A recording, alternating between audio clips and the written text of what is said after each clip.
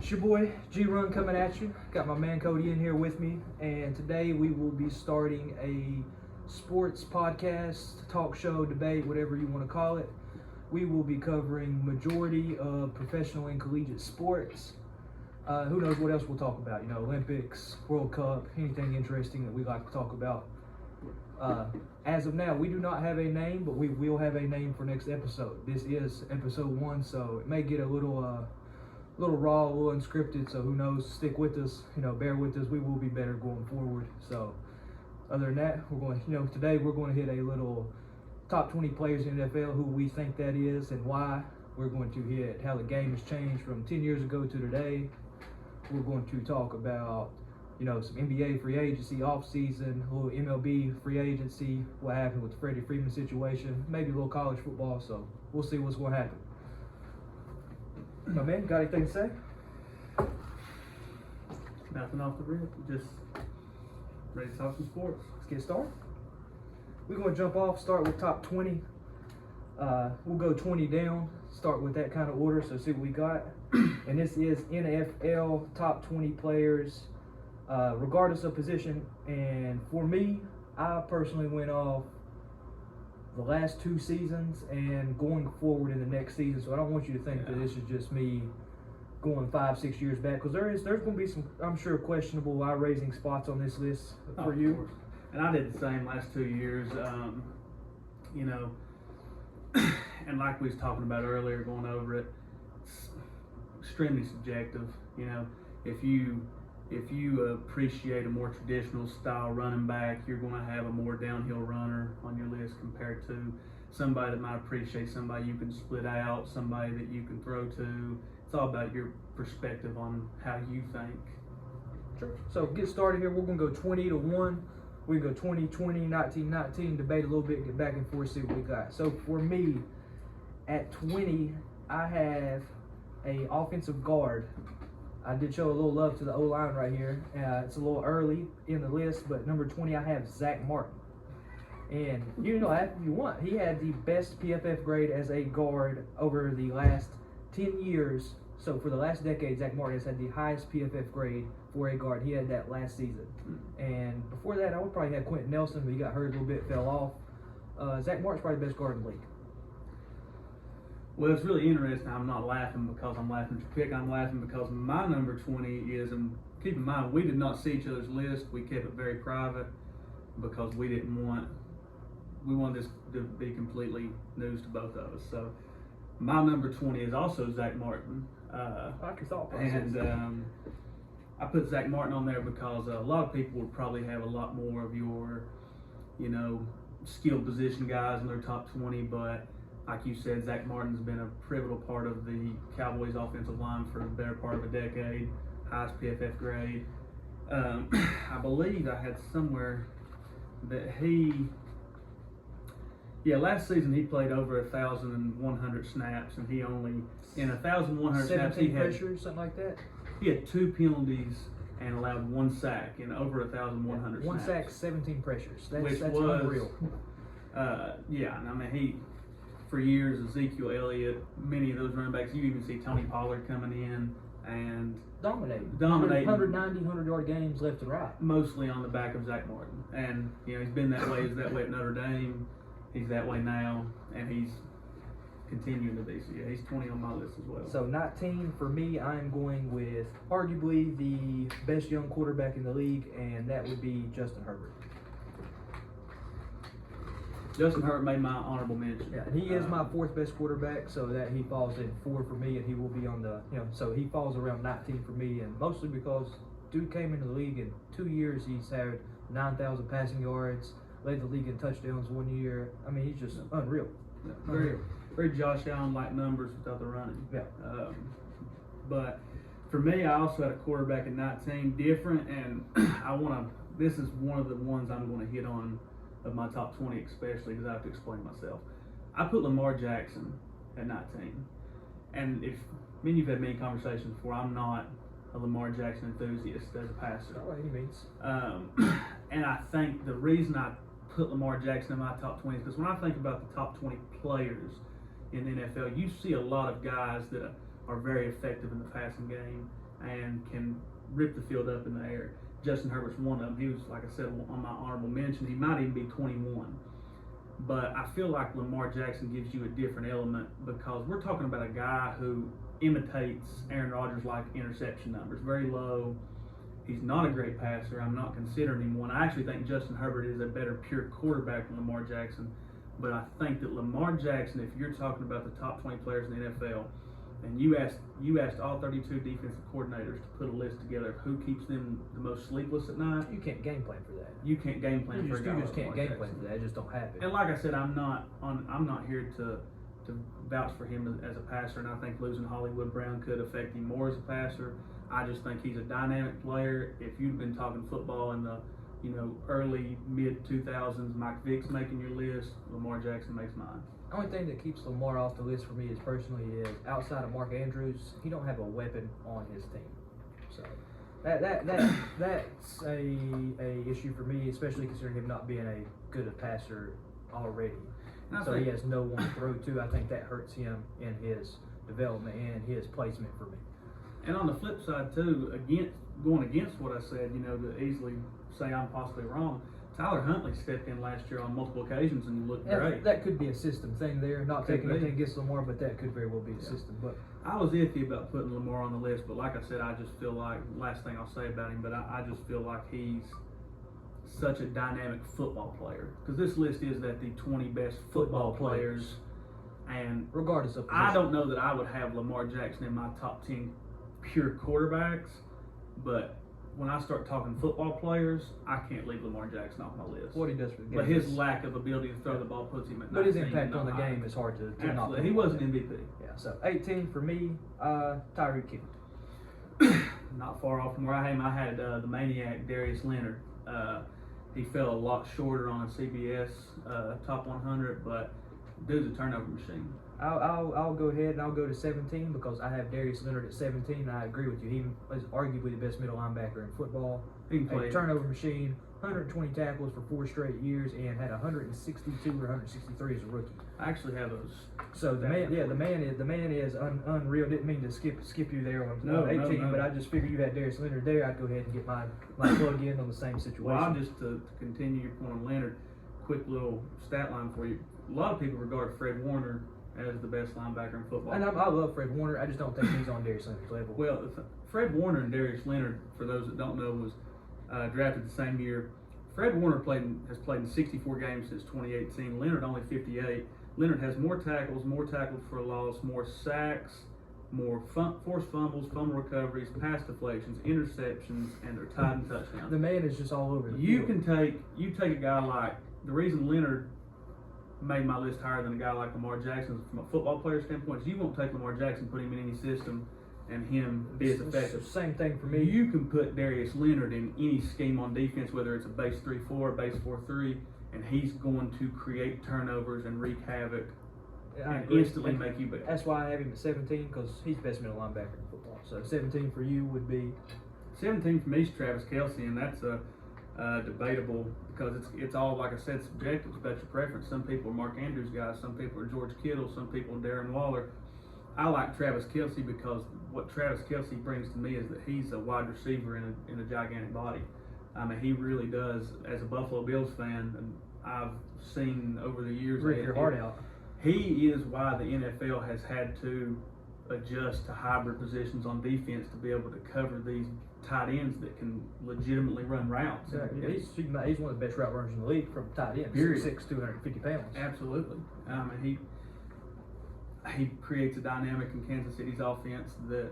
Yeah, what he does across the middle of the field and stretching the seam is unguardable. And just his route running in general, he can line up in the slot. He doesn't have to have his hand on the ground. You can put him up and put him in the slot. I think he's better there than with his hand on the ground. Bunch formations, anything tight. He's almost I would say outside of Tyreek Hill from when he was in Kansas City, I mean, he's easily the most effective weapon that Mahomes has. Oh, by far.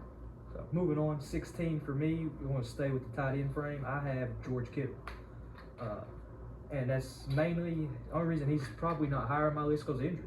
The guy's a freak. He's the best run blocking tight end in the NFL. It's not even close. Not even close. And when he's healthy, He's not as good as Travis Kelce in the pass game, but he is on par. You know, it's a 1A, 1B kind of thing for me. I do have Kelce. I will put that a little higher on the list than Kittle, and that is mainly because of injury. And what Kelce has done in the playoffs has just been unreal. You can't argue playoff success and longevity. Guy don't get hurt. He's always on the field, 15, 16 games a year. So I won't argue that, but for George Kittle, he comes to 16 for me.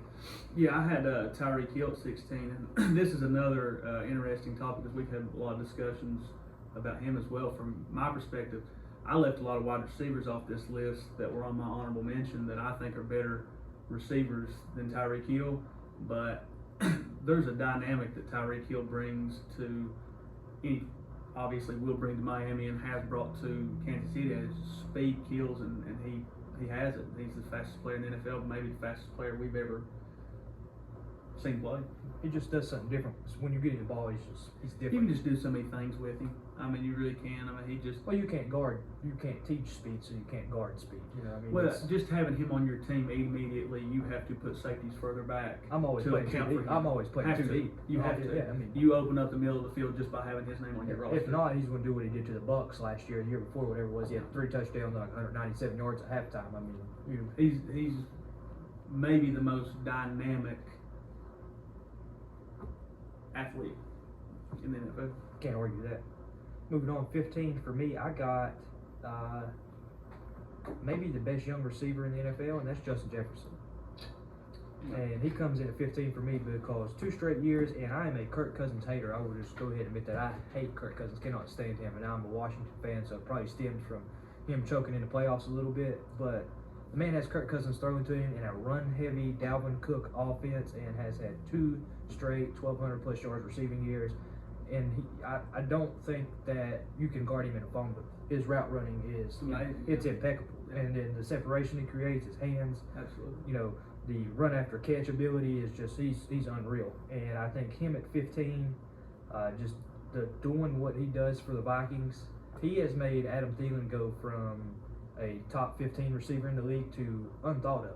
Yeah. I mean, and don't grow. Adam Thielen's probably the best 2 receiver in the league. Easily. I mean, his hands are unreal. Thielen's great, especially in the red zone. But Justin Jefferson he made Thielen go from being the man to, hey, you're going to be our 2 guy and be happy with it. Yeah. I left Justin Jefferson off my list. He was an honorable mention. I'd have him in the top 25. Talking about football players, like I said, for me, you know, he's a true number 1 receiver. One of the best in the league. I left Jamar Chase off my list as well. A little spoiler. Hated to. And the reason I bring Jamar Chase up is because my reason for leaving Jamar Chase off the list was because I'm a real. You got to prove it again in the NFL because we've seen so many people one that sticks at the middle. 1 year thing. Yeah. Peyton Hillis was a dynamic player. Thought he was going to be the next Mike Allstott. Front cover Madden. Yeah, fell off the face there. Could happen to anybody. But I have to be a hypocrite, turn right around, and put somebody that should have to do it again before they make my list. But I'm putting Micah Parsons at number 15. And the reason I'm putting Micah Parsons at number 15 is because he's the first player since Khalil Mack that I've seen that I think can be dynamic at an outside linebacker position and a defensive end position, hand on the ground or standing up. You can use him in multiple ways. I have some stats on here about him. I'm not going to dig too deep into them unless the conversation comes up, but I mean, he just does it all. 84, I believe, total tackles, 13 sacks, I believe 30 quarterback hits, 20 plus tackles for losses. As a rookie, listen, I'm not getting on the Trayvon Diggs bandwagon. He gave up the most yards in the NFL last year, and the reason he had so many interceptions, in my opinion, is because people were throwing at him because it's either he's going to pick you off or you're going to get a big gain on him. Micah Parsons held the Cowboys defense together last year with injuries to Marcus Lawrence and other injuries across the defensive line. A 230, 240 pound guy 240 pounds. putting his hand on the ground in the NFL. Yep. You know what I mean? Rushing the edge gets big, and getting big 13 left sacks. tackles. Yeah, gets 6'7", 315 left tackles. Yeah. I mean, so Micah Parsons as a football player, somebody you can move around and put him in a lot of different positions, 15 for me. At 14, I have, for every reason you just said, Michael Parsons. He comes in at 14, got a little higher than you, and honestly, you could argue Parsons to go higher because he had the 10th best grade overall in PFF last year out of every player in the NFL. That's quarterback, lineman, don't matter. 10th overall as a rookie. The man was unreal. 14 for me, and this is one I'm going to hit on big. I think I rated him too low. He's not a top 10 receiver in the NFL, in my opinion. You might get him in that 8 to 10 range, but he is a top, obviously, 15 football player, and I might have rated him too low. I got Deebo Samuel at 14, and I put Deebo Samuel at 14 because I'll take Justin Jefferson, for example. The San Francisco 49ers made it to the NFC Championship game last year, and that was because of Deebo Samuel, in my opinion. You don't put Justin Jefferson or even a Jamar Chase or whoever on the 49ers and then go to the NFC Championship game last year. Deebo Samuel, if I'm not mistaken, racked up close to 2,000 all-purpose yards, 1,400 receiving yards, I'm sure of, and in the 4 to 500 rushing yard range, something in the ballpark of 15 touchdowns, and that was just in the regular season. That's not including his playoffs. He can return the ball. He can play the boundary, the slot. You can play smoke screens, bubble screens. You can hand the ball off to him any way you want to use him. You can use him. And football player wise, I don't know how he's off anybody's list. He's not on my list.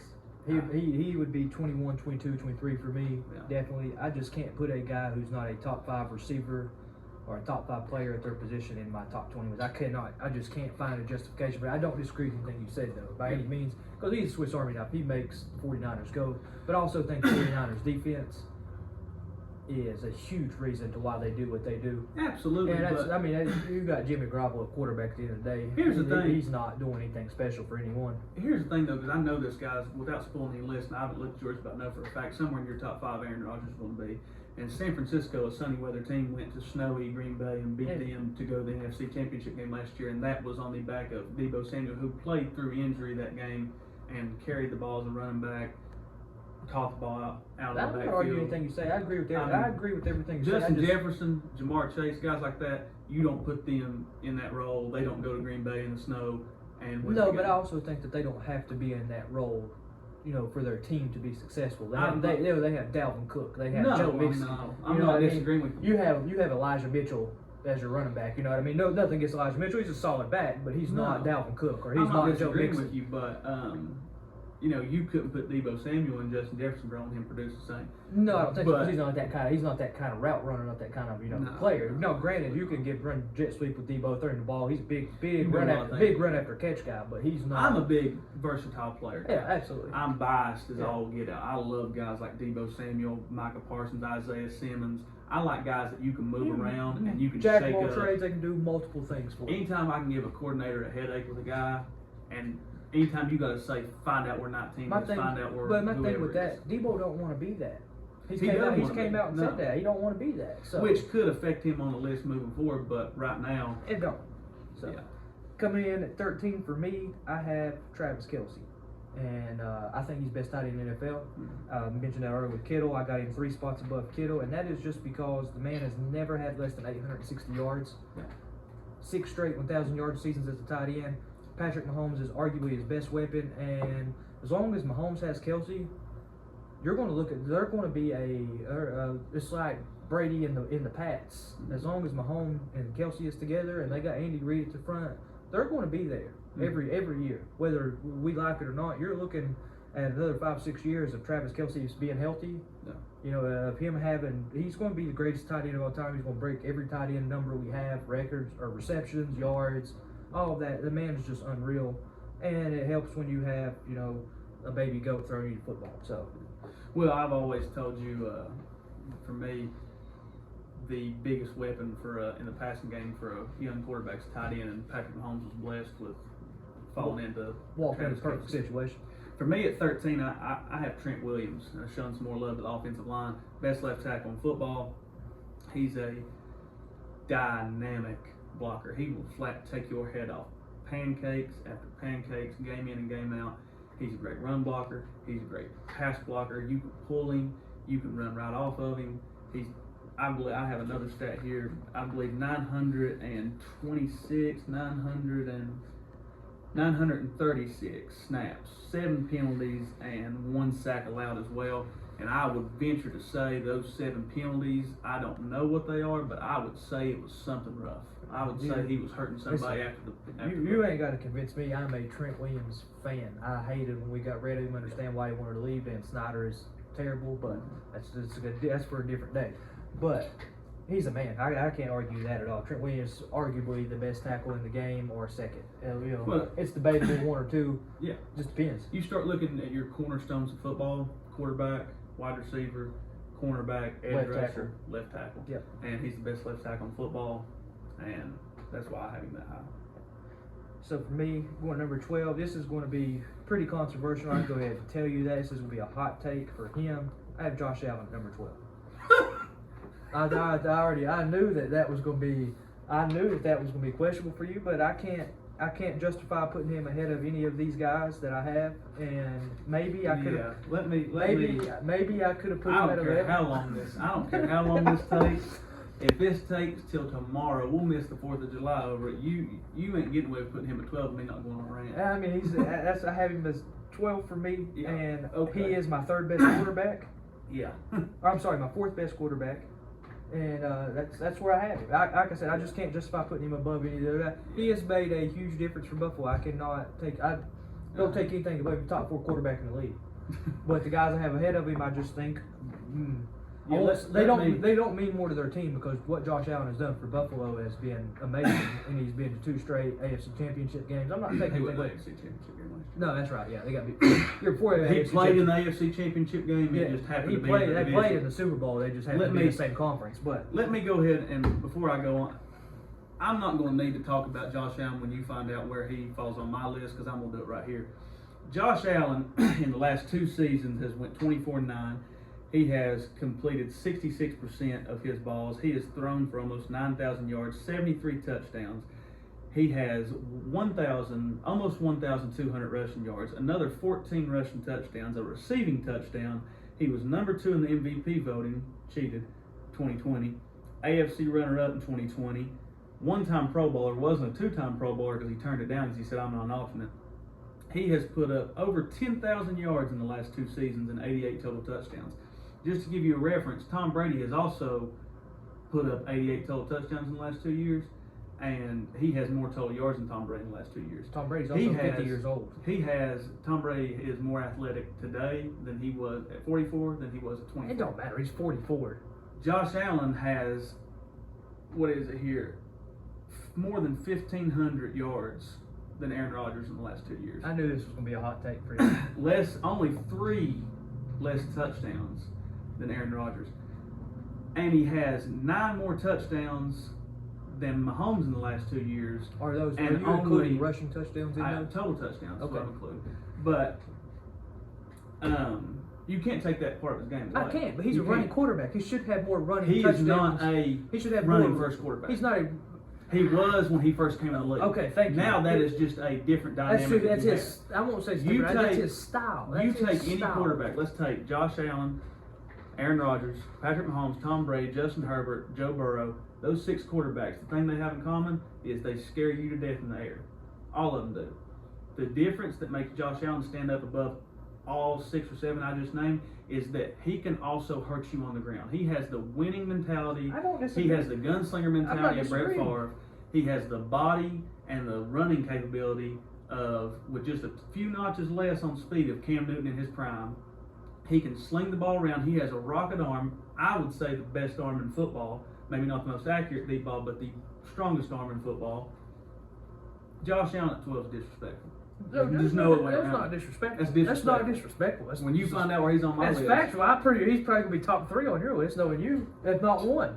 And it is slight bias. There's no slight bias. It's complete bias. There's no doubt about it, but the numbers also speak for I'm themselves. not taking anything away from him. He's a top 12 player, regardless of position in the NFL. There's no bias to that. Yeah, there's not 11 players better than him in the NFL. I disagree. There's not 11 players that mean more to their team than him in the NFL. I won't disagree with that, because I stopped myself from saying that before. But I also think there are 11 players better than him in the NFL at what they do.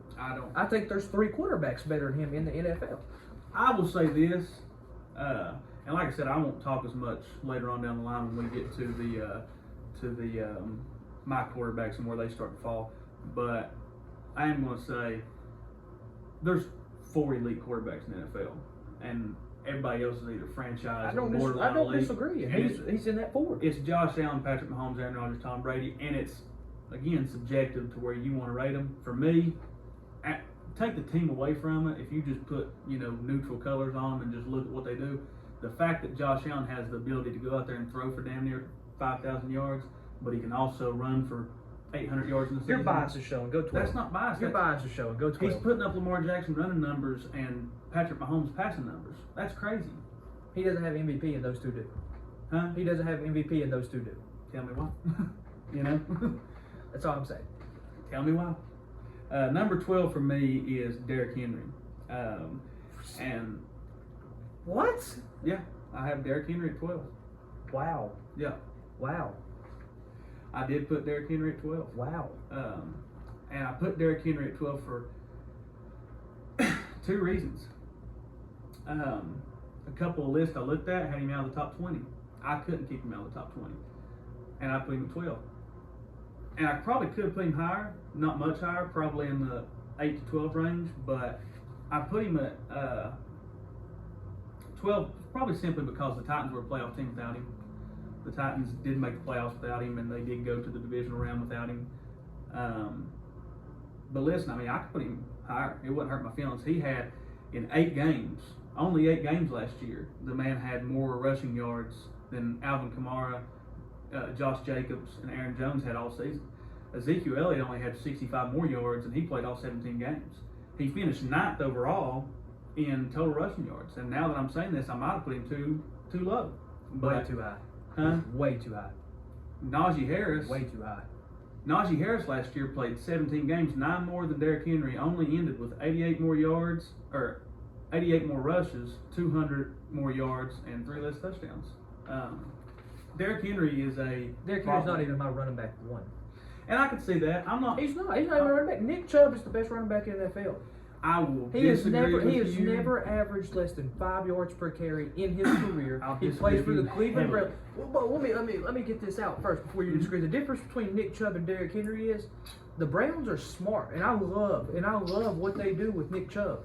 And that is, they don't give him 30 carries a game like the Titans do. They are trying to protect his longevity because he is damn good at what he does. Absolutely. I mean, 5 yards a freaking pop for your career in the NFL is unreal. You're not going to have me step on here and say And that's the that difference. Nick Chubb Derrick is Henry not has, that's the difference for me, is Derrick Henry has all these 30, 35 carry games where he has 190, 250, 270 yards, 3 touchdowns. Nick Chubb don't have that. Nick Chubb has 19 carries for $165 and 2 touchdowns, which is great on its own.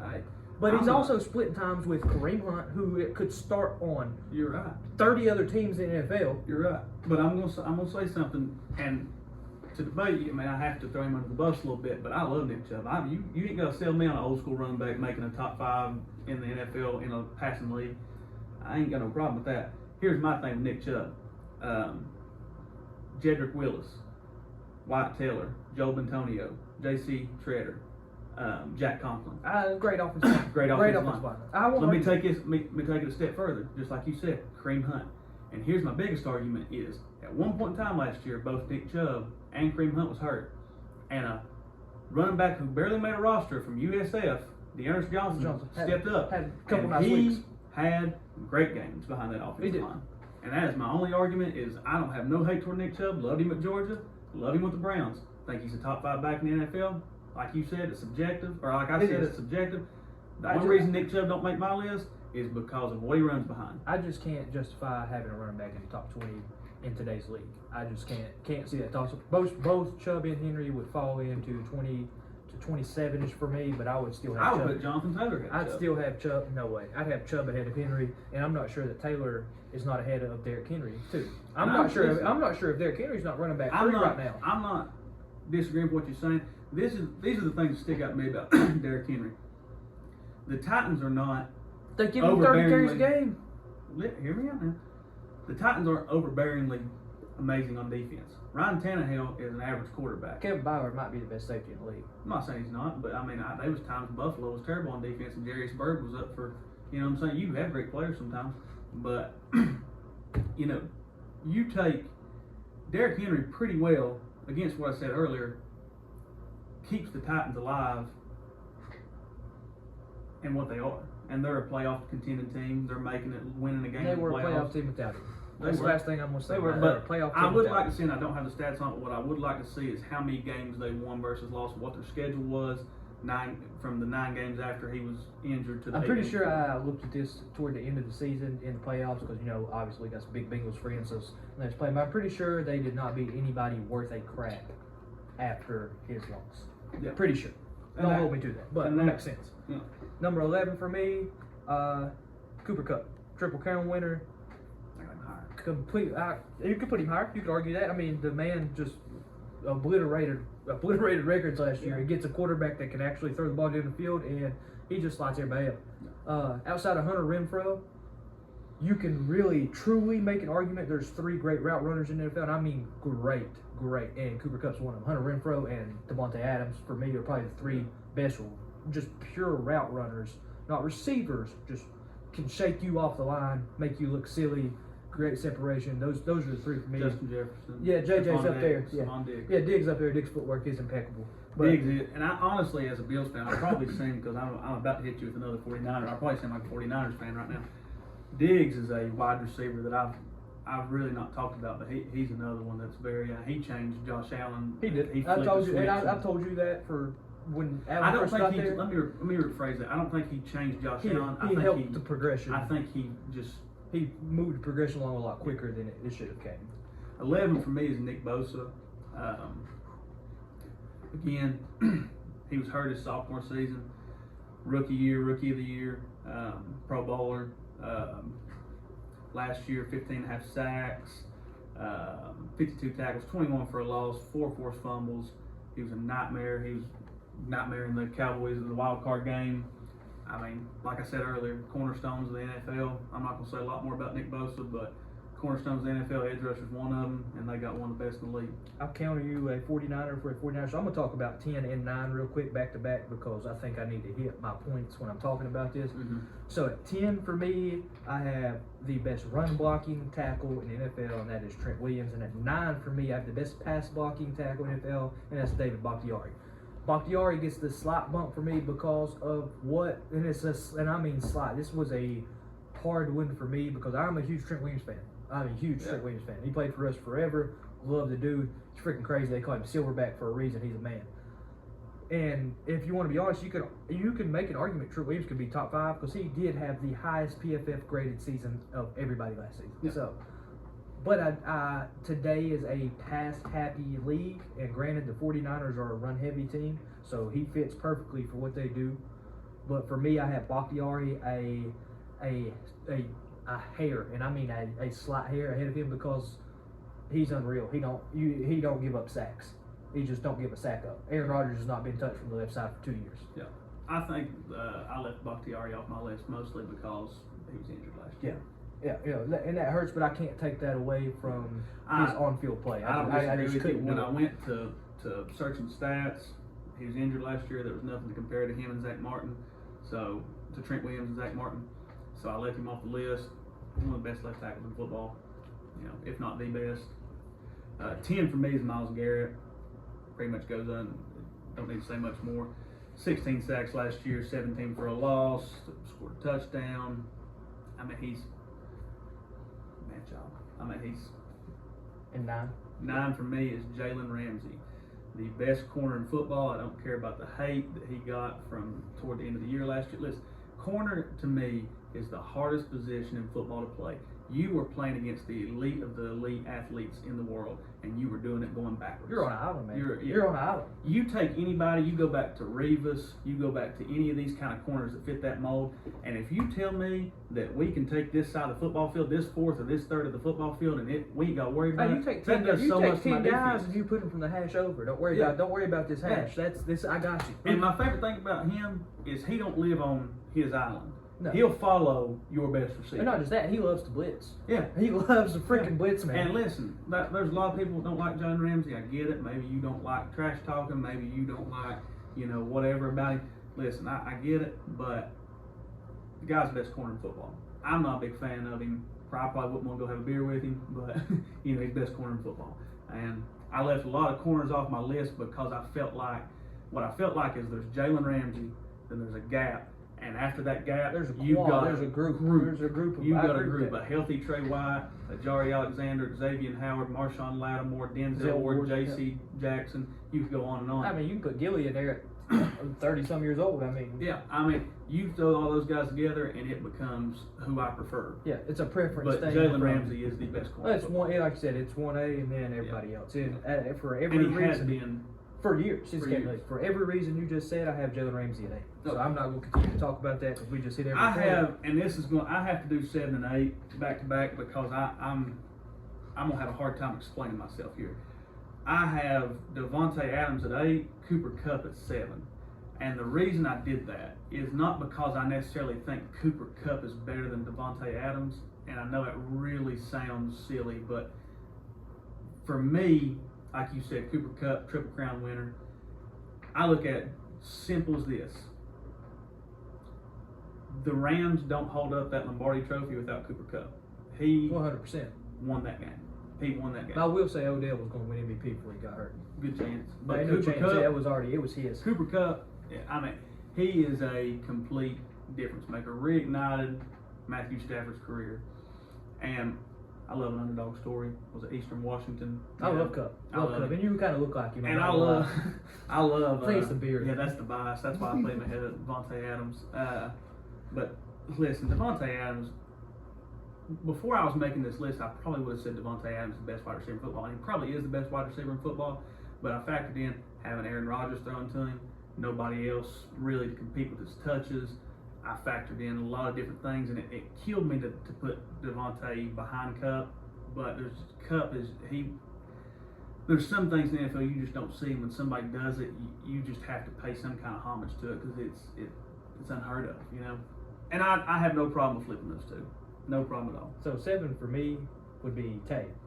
That's the difference. And I have him above Jalen Ramsey. Those two were a thing for me, honestly, because he's on Jalen Ramsey. Yeah. Yeah, I mean, he's Jalen Ramsey's father.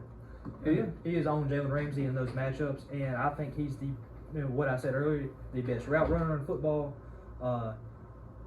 Arguably the second best hand outside to D-Hop in football. Yeah.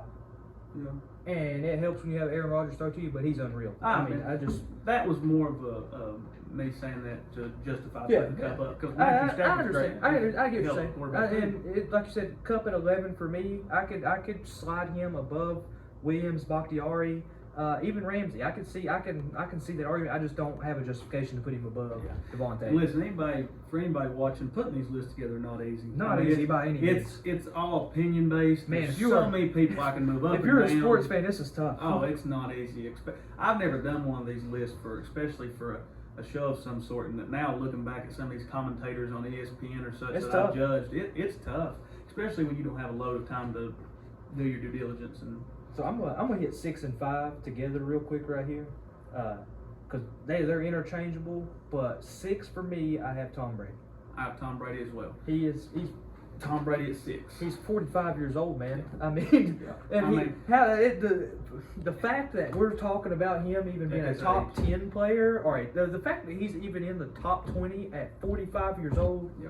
is unreal. Like, you shouldn't. Before Unfathomable. Before we go into him being number 6 going into the 2022 season, it has to be said that the man's had 3 Hall of Fame careers. There is no, and I will go to my grave. I'm a Buffalo Bills fan, a diehard Buffalo Bills fan, and he You have every reason to hate the I man. have every reason in this world to hate that man, and I could, and I did, for the most part until he went to Tampa Bay. But this man, there is no professional sports league that has a bigger gap between the GOAT and whoever you've got it to. He has had 3 Hall of Fame careers. He is, And he's having a better one in his 40s than he is his 20s. He's proven that he's not a system quarterback. And as you saying, as I said earlier, he's more athletic at 45 than he was at 25. He's gotten better. And That's what's crazy to me is he's better in his 40s than he was in his 20s. And Yeah. granted, I know you're young in your 20s, just breaking into the league, getting used to it. But you shouldn't throw for 5,000 yards at 44 years old. I'm simply talking about his athletic ability. Yeah. Like if he went back into the combine again, he would have a He much better tests better. combine. Yeah. But he's at 6 for me and not higher simply because of age. Age kept him from being top 5 for me. Age and one other factor did come into me, and that is the group of talent around him in the defense. Yeah. I don't think that they are the sole cause, but I do think you could put average to above He average can't be the sole quarterbacks. cause because that Jameis Winston had almost identical roster and was 7-win team. He did throw 5,000. He did throw for 5,000 yards. Can't say that, but I think Tom Brady just takes. So I'll get you saying Tom Brady just pushes them over the hump with their talent from what I said. So at 5, I don't think this is an argument. Is Aaron Rodgers, second best quarterback in the league, back-to-back MVPs. There's nothing else to say. I mean, he's Aaron Rodgers. Aaron freaking Rodgers. I have T.J. Watt at 5, just tied the sack record.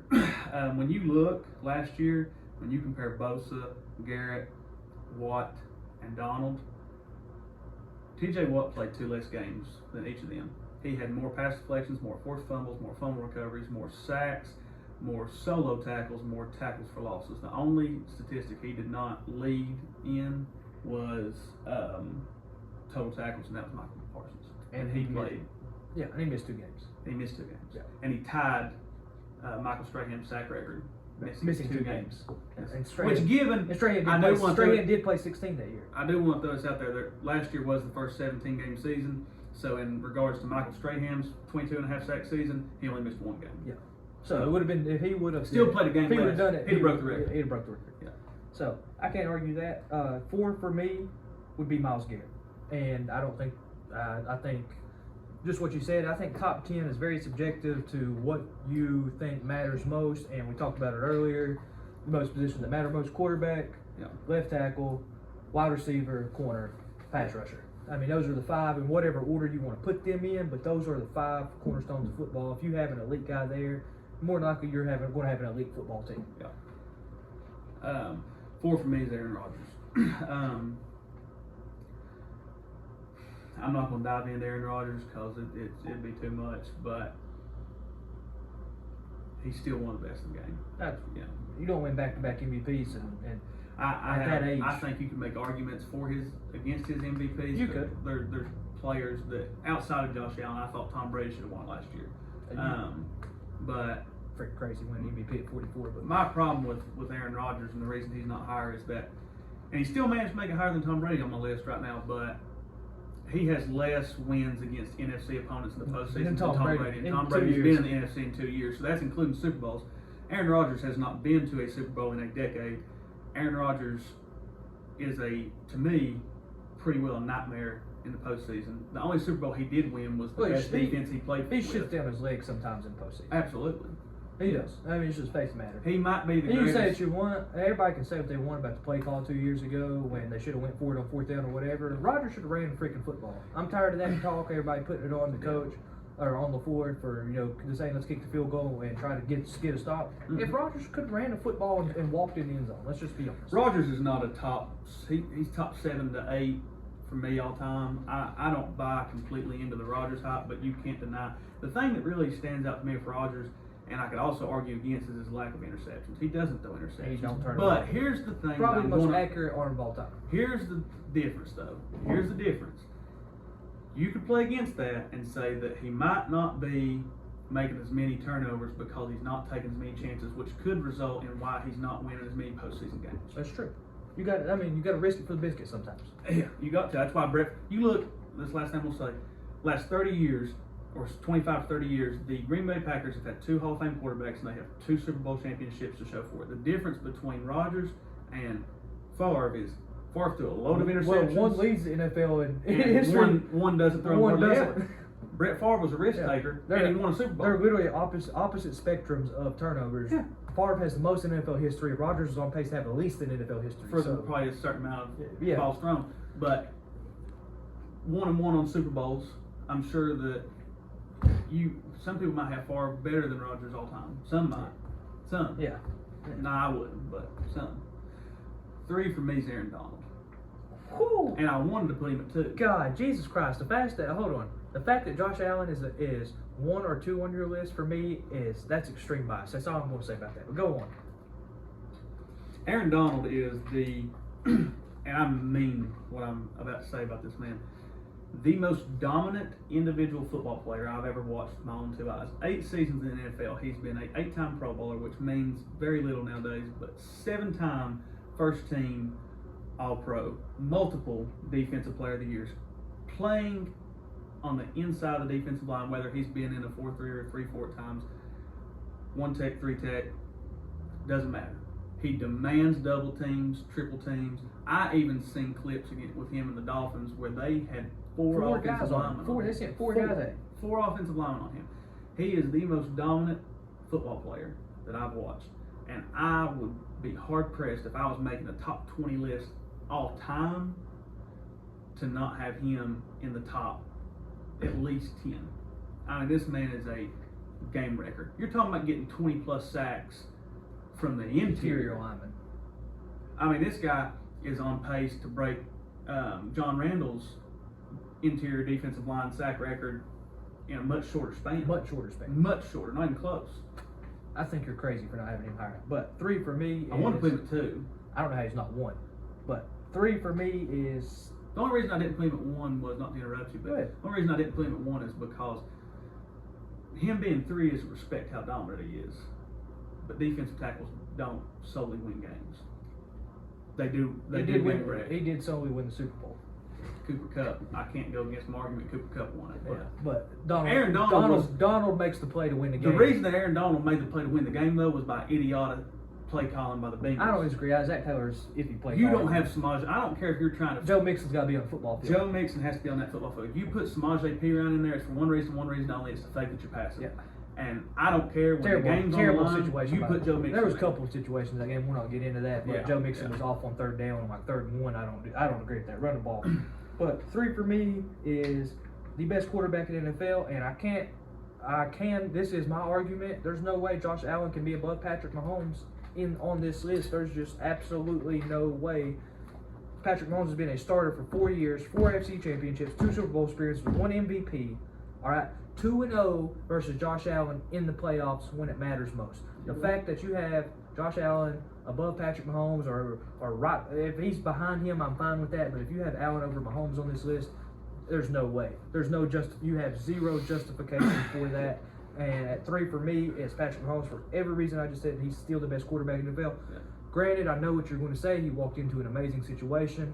Great play caller, great offensive coordinator, great tight end. Set behind a former number decent run game. Set behind a former number 1 overall. Set behind Alex Smith, had a great mentor for a year. But let's be honest, he was ready to play year 1 because you don't walk in year 2 and throw 50 touchdowns and win MVP if you're not ready already. He didn't perform great in the Week 16 game before the playoffs. He didn't, but that's end of the year. That's the end of the year getting in and doing. That's a lot different. That's a lot different mindset. Yeah, you're playing against a team that at the time wasn't going to the playoffs. Yeah, but a lot different mindset. He went to a the team, ones are resting.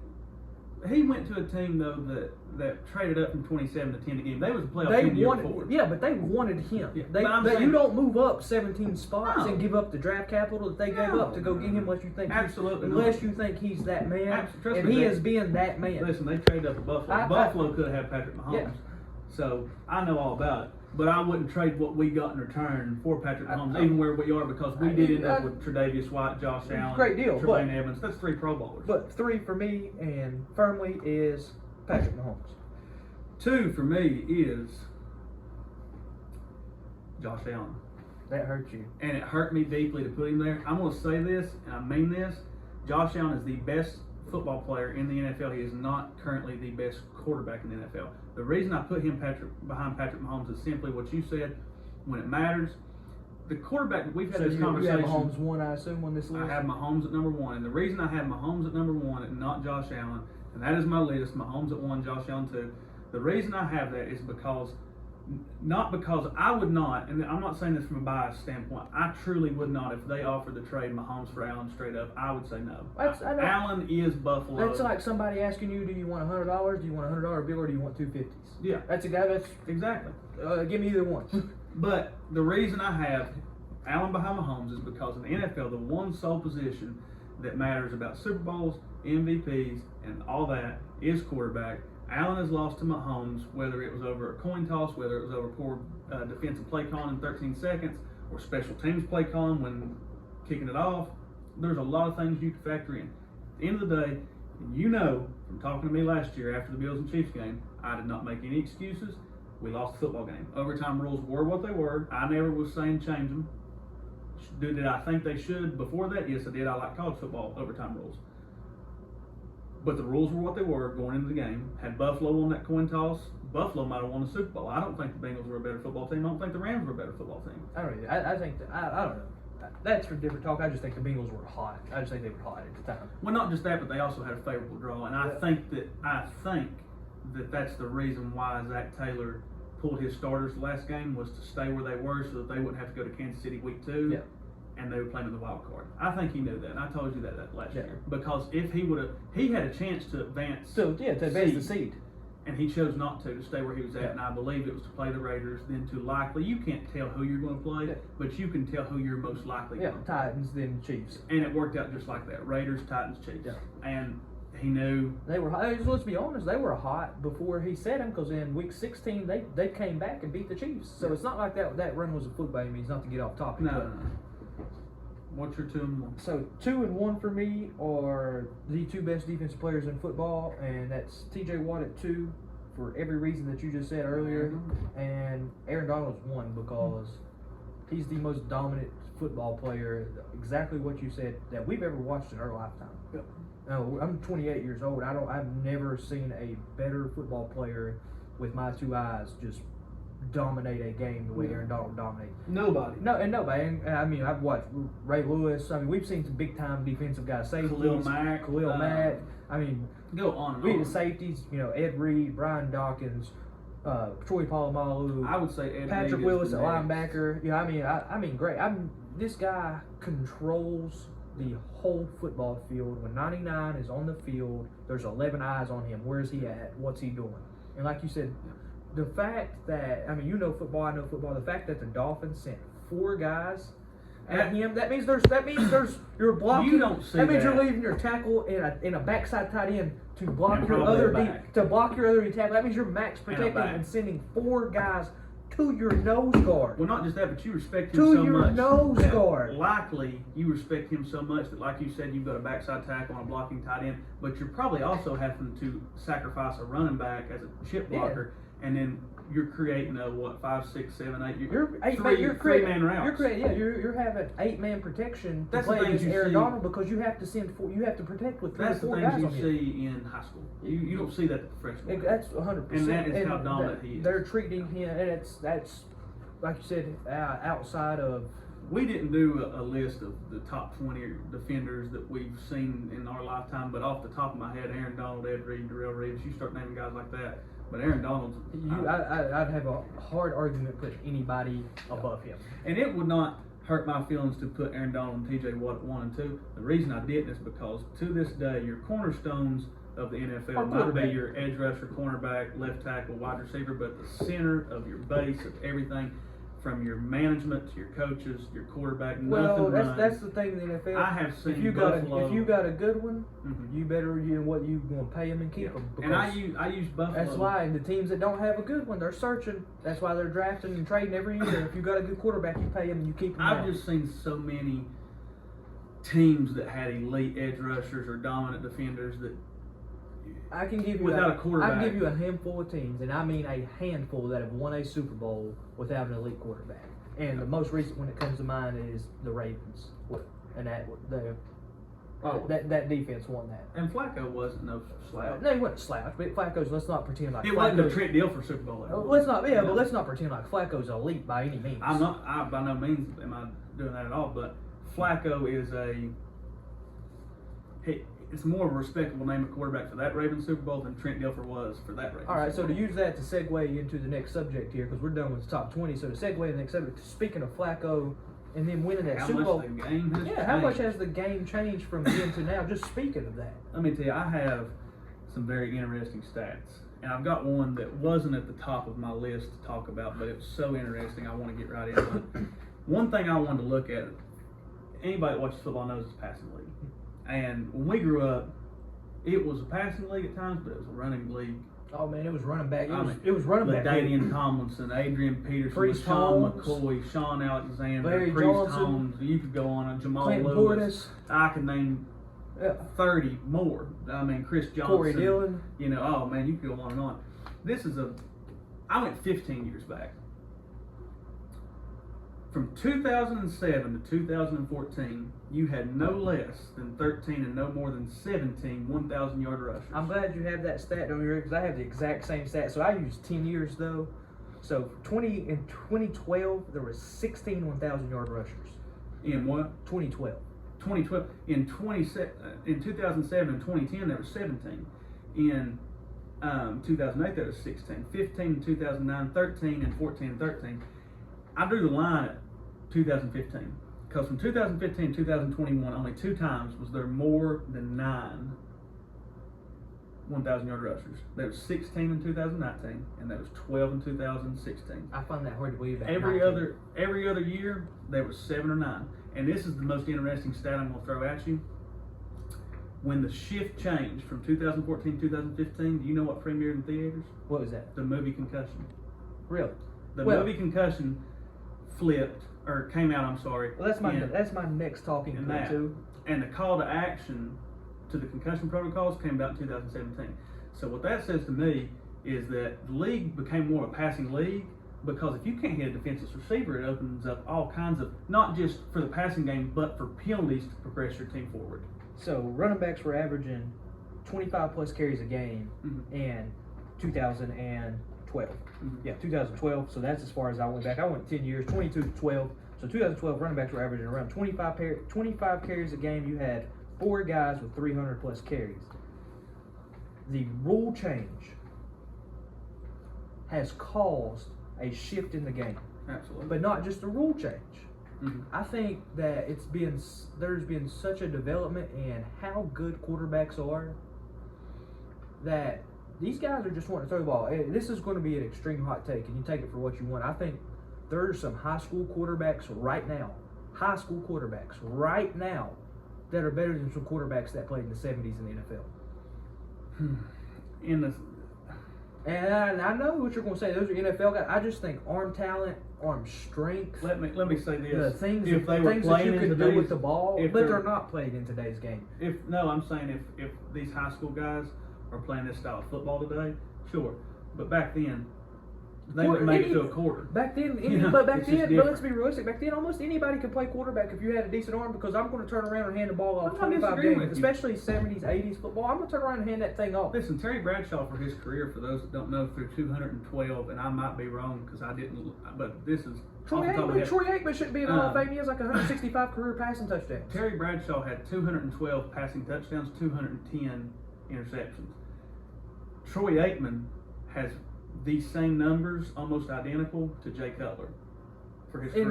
And he's talked about as an all-time, not just a Hall of Famer, all-time These great. quarterbacks are better, but we have to appreciate the past and what it was, because it only was what it was. They had what they had to. But hitting on what you're talking about, the movie Concussion, I agree. The game has changed from a movie. Solely. And it's not even so much a movie. I just think. I mean, not to say. I think a lot of this stuff happened in the Junior Seau situation, Absolutely. and a lot of these guys. What you're seeing right now with Everson Griffin. Yeah. Everson Griffin stuff. Locking himself in a hotel or in a room, his home, with a gun, and just talking about suicide. Didn't know what he wanted to do. I mean, that is nothing to take lightly by any means. No. And I understand. I don't want to get on a big concussion conversation, because it's such a. I understand. It's a tough conversation to have, because you can look on the flip side of that and look at MMA and boxing and hockey, and you don't see don't happen nearly as much. And it's so hard to talk about, because neither of us are scientists. We're not looking at the data. Yeah, so it's not even. And it's just a tough thing to talk about. But I think, athletes are better today. I think the gameplay is faster today. So I think the emphasis on the run game is just not there, because we're trying to. If I can run 75 or 80 plays in a game, that gives me a lot better opportunity to score points than if I'm running, say, 45 to 50 and 30 of those are runs. Yeah. If I'm passing it 40 times and we're running it 25 times between 2 or 3 backs. Well, here's the thing: is that one of the main reasons that the NFL is changing so much is because it's mimicking college style play. From 2010 to 2019, shotgun snaps have increased 56%. The Cardinals don't even get under center. I'm sorry. from 2010 to 2019, they increased from 56% to 79%. Is what I meant to say. Completion percentage has risen 17% because of catches by running backs.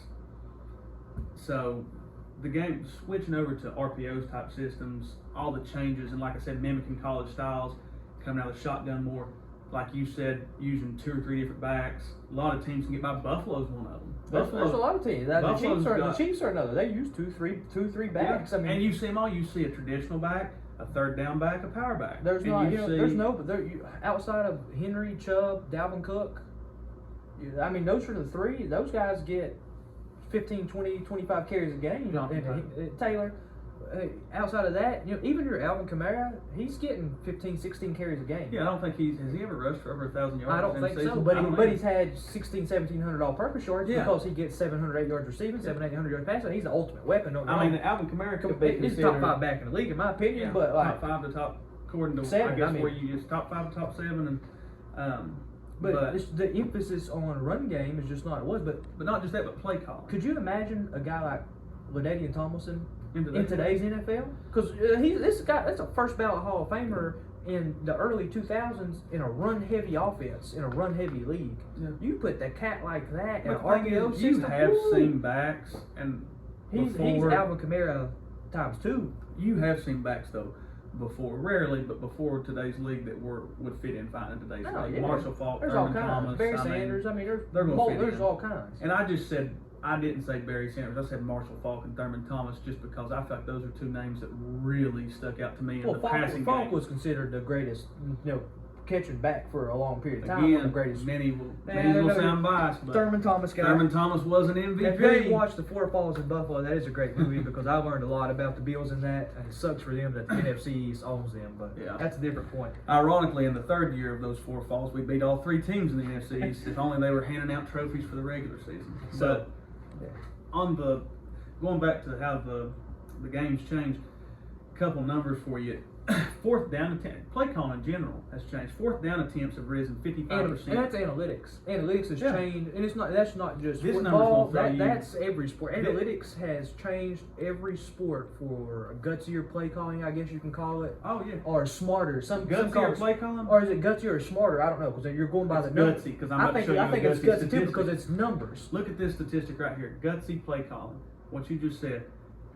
2-point attempts have risen. This number is going to throw anybody who loves football for a loop. 2-point attempts from 2010 to 2019 have risen 569%. Well, nobody ever went for 2. No, and they pushed. Nobody ever went for 2. Well, they also pushed the extra point back. I was just saying, I think that's part of the extra point rule, which I don't know that I necessarily disagree with because kickers are kickers. At the end of the day, if you can't make 25-yarder now for the extra point, 30 yards, something like that. Special teams have been affected greatly because touchback rate has went from 16.4% in 2010 to 60.9%. Well, everybody touchbacks now. Almost you hardly ever see kick returns now. The like you saying the point after attempts have barely fallen, but they have went from 99.3 to 93.9. Yeah, so I mean that has fallen some. Almost 6%. But you should, if I'm an NFL kicker, I should be able to make a 25-30 yarder money, consistently. Yeah. But I'm not gonna lie, if I can kick a 30-yarder or go for 2 from the 2-yard line, and even outside, that's a tough call. Even outside of the offense, defenses have changed so much. You don't see a lot of teams strictly in their base 3-4 base 4-3 you can't play 4-3. How you going to walk out in a 4-3 against the Chiefs? You can't do that. They're going to go 4 or 5 wide. We're going to go 4 wide, motion to back and trips. And if I got 4 linebackers sitting in there, son, I'm hurt. Or if I got 4 big heavy D linemen sitting in there, I'm hurt. Buffalo bases out of a nickel. Almost everybody in the NFL is 3-3-5, 2-4-5, something of that nature. Well, look at New England. I don't even know if New England has a base package. They go 3-4-4-4. I think New England. I think Neal just plays whatever he feels like. He plays a 1-5-5 if he wants. I mean, the man is a genius, but that's what he did for those that don't know. And I know I keep talking Buffalo, but I'm talking more Bill Belichick here than I am Buffalo. He was the defensive coordinator for the New York Giants in the 1990 Super Bowl against the Bills, and he slowed down that offense. He was the only person that could slow down the K-gun. Yeah, he was the first person, and that was he. You know why? He was only rushing 1 or 2 guys. He invented the nickel then without inventing the nickel. Well, that's why I love players like. And I said his name earlier, and he's nowhere near a top 100 player in the NFL, but he's the kind of guy I love to have, Isaiah Simmons. I love players like him. He plays safety, he plays linebacker, he covers tight ends, I cover running backs, I cover slots. He could play any outside linebacker position in a 4-3. He can play the inside in a 3-4. He can play safety. He can play in the box. He can play a Troy Polamalu kind of role. Sure. He can do all these things. Jack of all trades. You have a cat like him. You take him, put him back in the 2010 era. He's Cam Chancellor. better. Yeah, Much better coverage guy. Yeah, but he's not a hitter, right? No, but he has the body to be. Yeah, I think that's in what today's league, the only reason Isaiah Simmons This is man is not. huge. The only reason Isaiah Simmons is not a hitter in today's league is because the rules changed since Cam Chancellor. Can't be a physical football player in today's league. Yeah. So no. Going from that, all right, we're going to go to a little conference predictions, hot takes. What you got? I got a little record prediction for you. He's going to give you a little bit of floor ceiling here. So it's going to be interesting for me. I'm going to start in the NFC East. All right, I have Washington going 9-8, completely unbiased. I think we got better in the offseason. I think our quarterback improved dramatically, even though Carson Wentz has a 70 overall rating on Madden right now, which is hot garbage. That is terrible. We're big Madden players. Yeah, big Madden guys. That's terrible. I think Dallas goes 8-9. I think losing Amari hurts them more than they realize. I think CD is great. I think Gallup is solid, but I think Gallup benefited from being the 3 guy to CD and Amari Cooper. And I don't like their tight ends. I don't think they're great. O-line is solid. Zeke and Pollard are what they're going to be. And I don't think Dak is – he's got to prove it. You know, Dak's got to prove it at this point. I think the Eagles win the division. They go 10-7. I think they sadly have probably improved more than anybody in our division, offensively and defensively. I think big time. I think Washington has the best defense. I think Dallas probably has the best offense, but I think Philly is the most balanced team in our division. The addition of AJ Brown puts them over the top offensively. Not huge on the run game. Miles Sanders has never really done anything for me. But they were the number 1 rushing team in the NFL. They were the number 1 rushing team in the NFL, and I also think that's a committee kind of thing. They had 3 or 4 backs. Well, you can get an offensive line. Yeah, 3 or 4 backs, 300-400 yards. Very solid offensive line. To the NFL of today's league, the number 1 rushing team in the NFL last year didn't have the number 1 rusher in the NFL. No, not at all. But they had multiple guys that had Hurts. 500 yards, including your quarterback. Yeah. And I think the Giants are just. I think they're making moves, but I don't think Joe Judge is a very good coach, and I don't think that Daboll's there now. Huh? Daboll's there now. Oh, that is right. Yeah, Brian Daboll is there. That's actually a great hire. I'm big on Daboll. I do like the Wandale Robinson pick, mainly because he's a Kentucky boy, and I would like to see him do well. But I think they're 5-12. I didn't do the records because I'll tell you, when I sat down to do the records, I looked at the AFC, and we'll get to them later, but why I didn't do the records, I've seen 10, 11 teams that could win 10 games, and I didn't know how I could make that work without looking at every single team's schedule. So, and I didn't have time to do that. All my prediction is pretty much off roster additions, roster losses, what you were last year, new coach, old coach, that kind of thing. I just didn't know how I could make it make sense. So I stayed away from it. But I'll let you deal with Washington as a Washington fan. The only thing I will say about Washington, a couple little points I had is, one, it really comes down to what Wentz does. Absolutely, it's all on Wentz. And the defense got to show up like it did the second half of the year. First half, we weren't any good, and then we picked up. And obviously, if Chase Young comes back healthy, he's top 5 edge. You got light or 2 on the defensive line. You lost some depth at the defensive line. You can't afford an injury there. No, but we did draft Fedarian Mathis from Alabama, who's huge. Yeah, big run stuffer. And then we got some other guys, but the depth's not. You lose Ioannidis and Tim Settle, that is huge. You pretty much said it for the most part. I'll hit on the Giants just a little bit more because Daboll went there, but the Eagles got to steal the draft and N'Kobe Dean in the 3rd. Got Fletcher Cox back, Jordan Davis. You put Bradbury in the secondary. You've got Reddick, who's another guy who played coverage in Temple. Love us on Reddick. I love him too. Another versatile hybrid guy.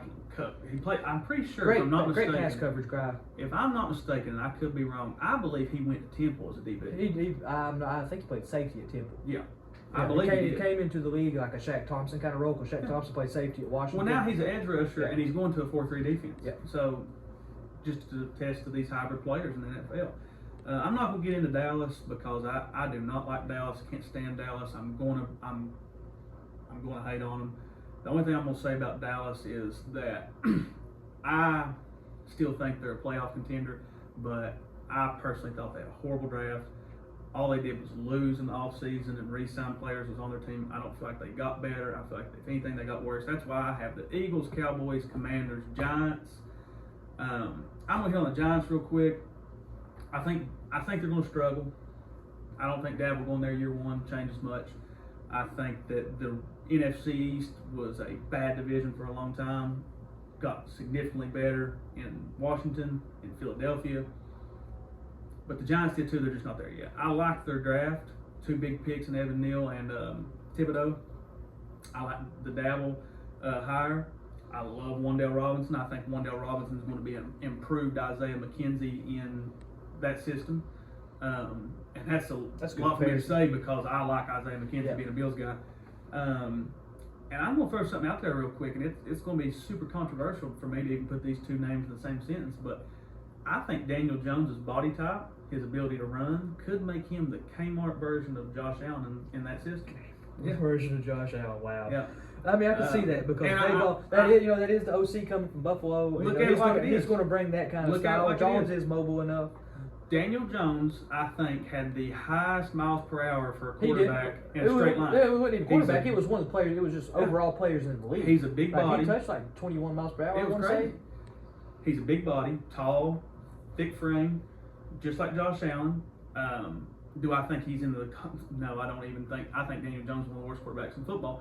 But if Dable can translate that offense and help with Daniel Jones' running ability, I think it could keep him competitive, maybe scrappy in games, but I don't think that they'll. I got enough to tell him for a reason. So before I move on to the next division, I got to ask, why do you think Dallas finishes above Washington? And that is just curiosity for me because I think we have a better roster than they do. Like I said, the only question mark for me is the most important position on the field, and that's quarterback. Okay. You know, is Wentz. Dak performed well. I'm gonna tell you, last year Wentz threw for 3,800. He did 3,800, 28 touchdowns, 20 touchdowns, 7 picks. No. So if he can do that for us. But I don't feel like he was the primary player. I think people were much more worried about Jonathan Taylor. Well, not that Antonio Gibson and Jonathan Taylor. He did a good offensive line. We do have. He goes to a worse offensive line. I don't think so. You dropped from Brandon Sheriff to Andrew Norwell. Okay, I agree. But the last 2 years in PFF, we have finished 3rd and 7th in offensive line. And you lost your best offensive line. We did lose our best offensive lineman, but we replaced him with 2 guards. We got Trey Turner and Andrew Norwell. We got better at guard. We got better at tackle. Mm-hmm. Yeah, I mean, listen, I would not be surprised if the Commanders and the Cowboys flip. I'm just, like I said, I was just asking, but I think we do have. I think our Colts. I think this is speaking of us and the Colts, not even the Cowboys. I think we have a better line than the Colts have. And I think this is going to be the best group of weapons that Carson Wentz has ever had. Yeah, the year that he was in the MVP running and leading it before he got hurt in like week 13, he didn't have a receiver over 500 yards. Terry McLaurin, top 10 receiver in the NFL. And granted, he's 10. Yeah. And you can you had Jahan Dotson. You had Jahan Dotson, healthy Curtis Samuel, who had like 1,400 all-purpose yards the year before in Carolina when he was healthy. Antonio Gibson. J.D. McKissick was back. J.D. McKissick's a great third down back. Fleeced Buffalo. We did fleece Buffalo. Glad we got him back. But then you have Logan Thomas at tight end. I mean, we got a chance to put up some numbers. You had the Commanders going 9-8, the Cowboys going 8-9. If I was doing a record, I would have the Cowboys going 9-8, the Commanders going 8-9. So I have no problem with flipping that. No, I just want to ask. So moving on, NFC South for me, I got the Bucks, 12-5. Tom Brady, healthy receivers. If Godwin's healthy, you lose Gronk, but man, you still got weapons all over the field. And playoff Lenny is. O.J. Howard. You drop off big time at tight end. You do. And you let Ali Marpet retired. I forgot about Marpet. That's a lot. That's huge. Ali Marpet's great. Was great. One of the best left guards. Absolutely, very young retirement. Probably behind behind Bentonio and Quentin Nelson. He's probably the 3rd best left guard in football. I got Atlanta going 3-14. I just don't think that they have a lot. I don't think they have a receiver on their team that's worth a crap. Love Kyle Pitts, but I don't think Mariota or Ritter is the answer. I think Ritter has some potential down the road, but right now, no. Yeah. New Orleans, I got going 8-9. I'm a big Jameis guy.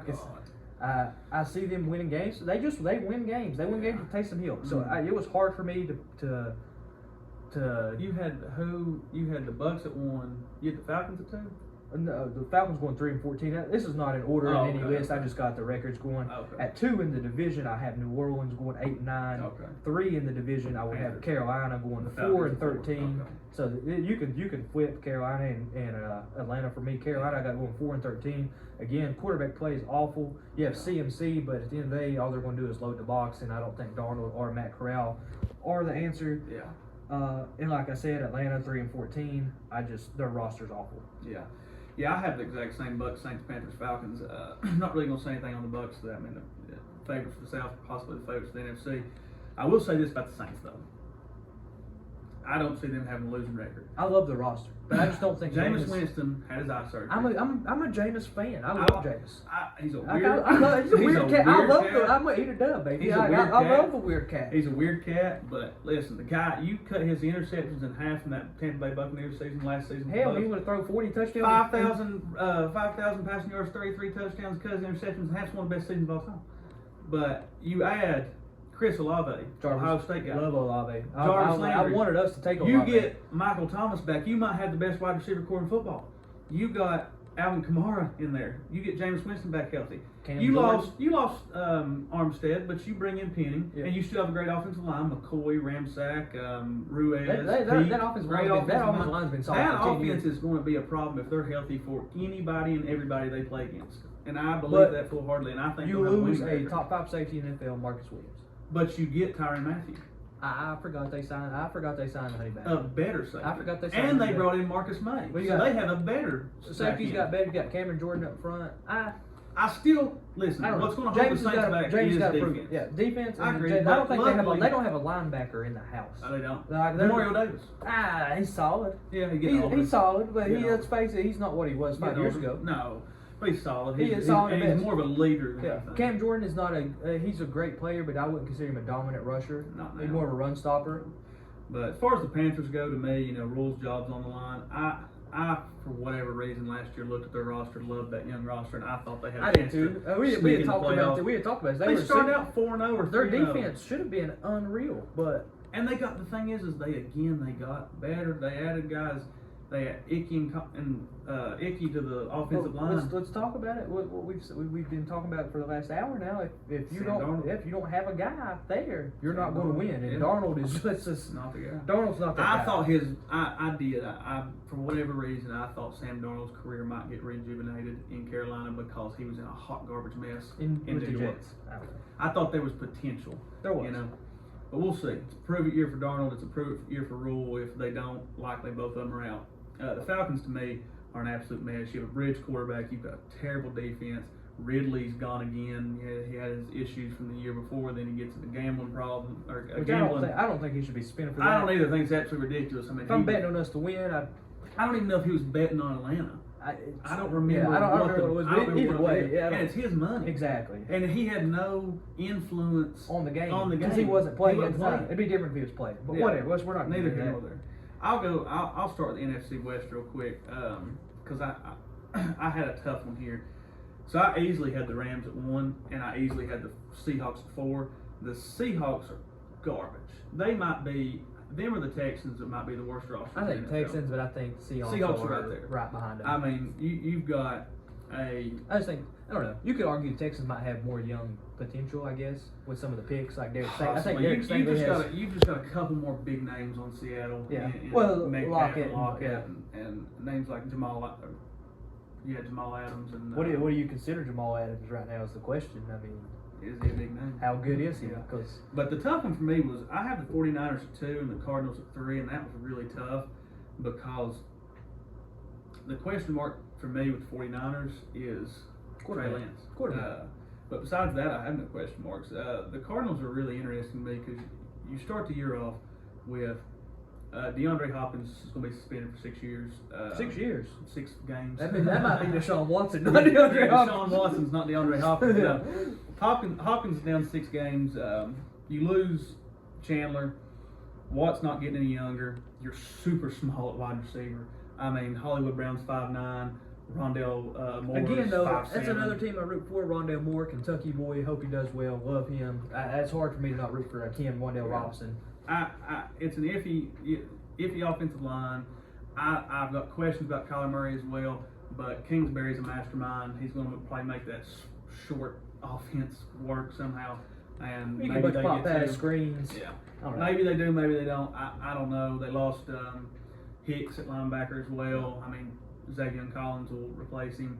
But you lose Jordan Phillips, you lose Hicks, you lose Chandler Jones, which is a gigantic loss. Huge loss. Huge loss.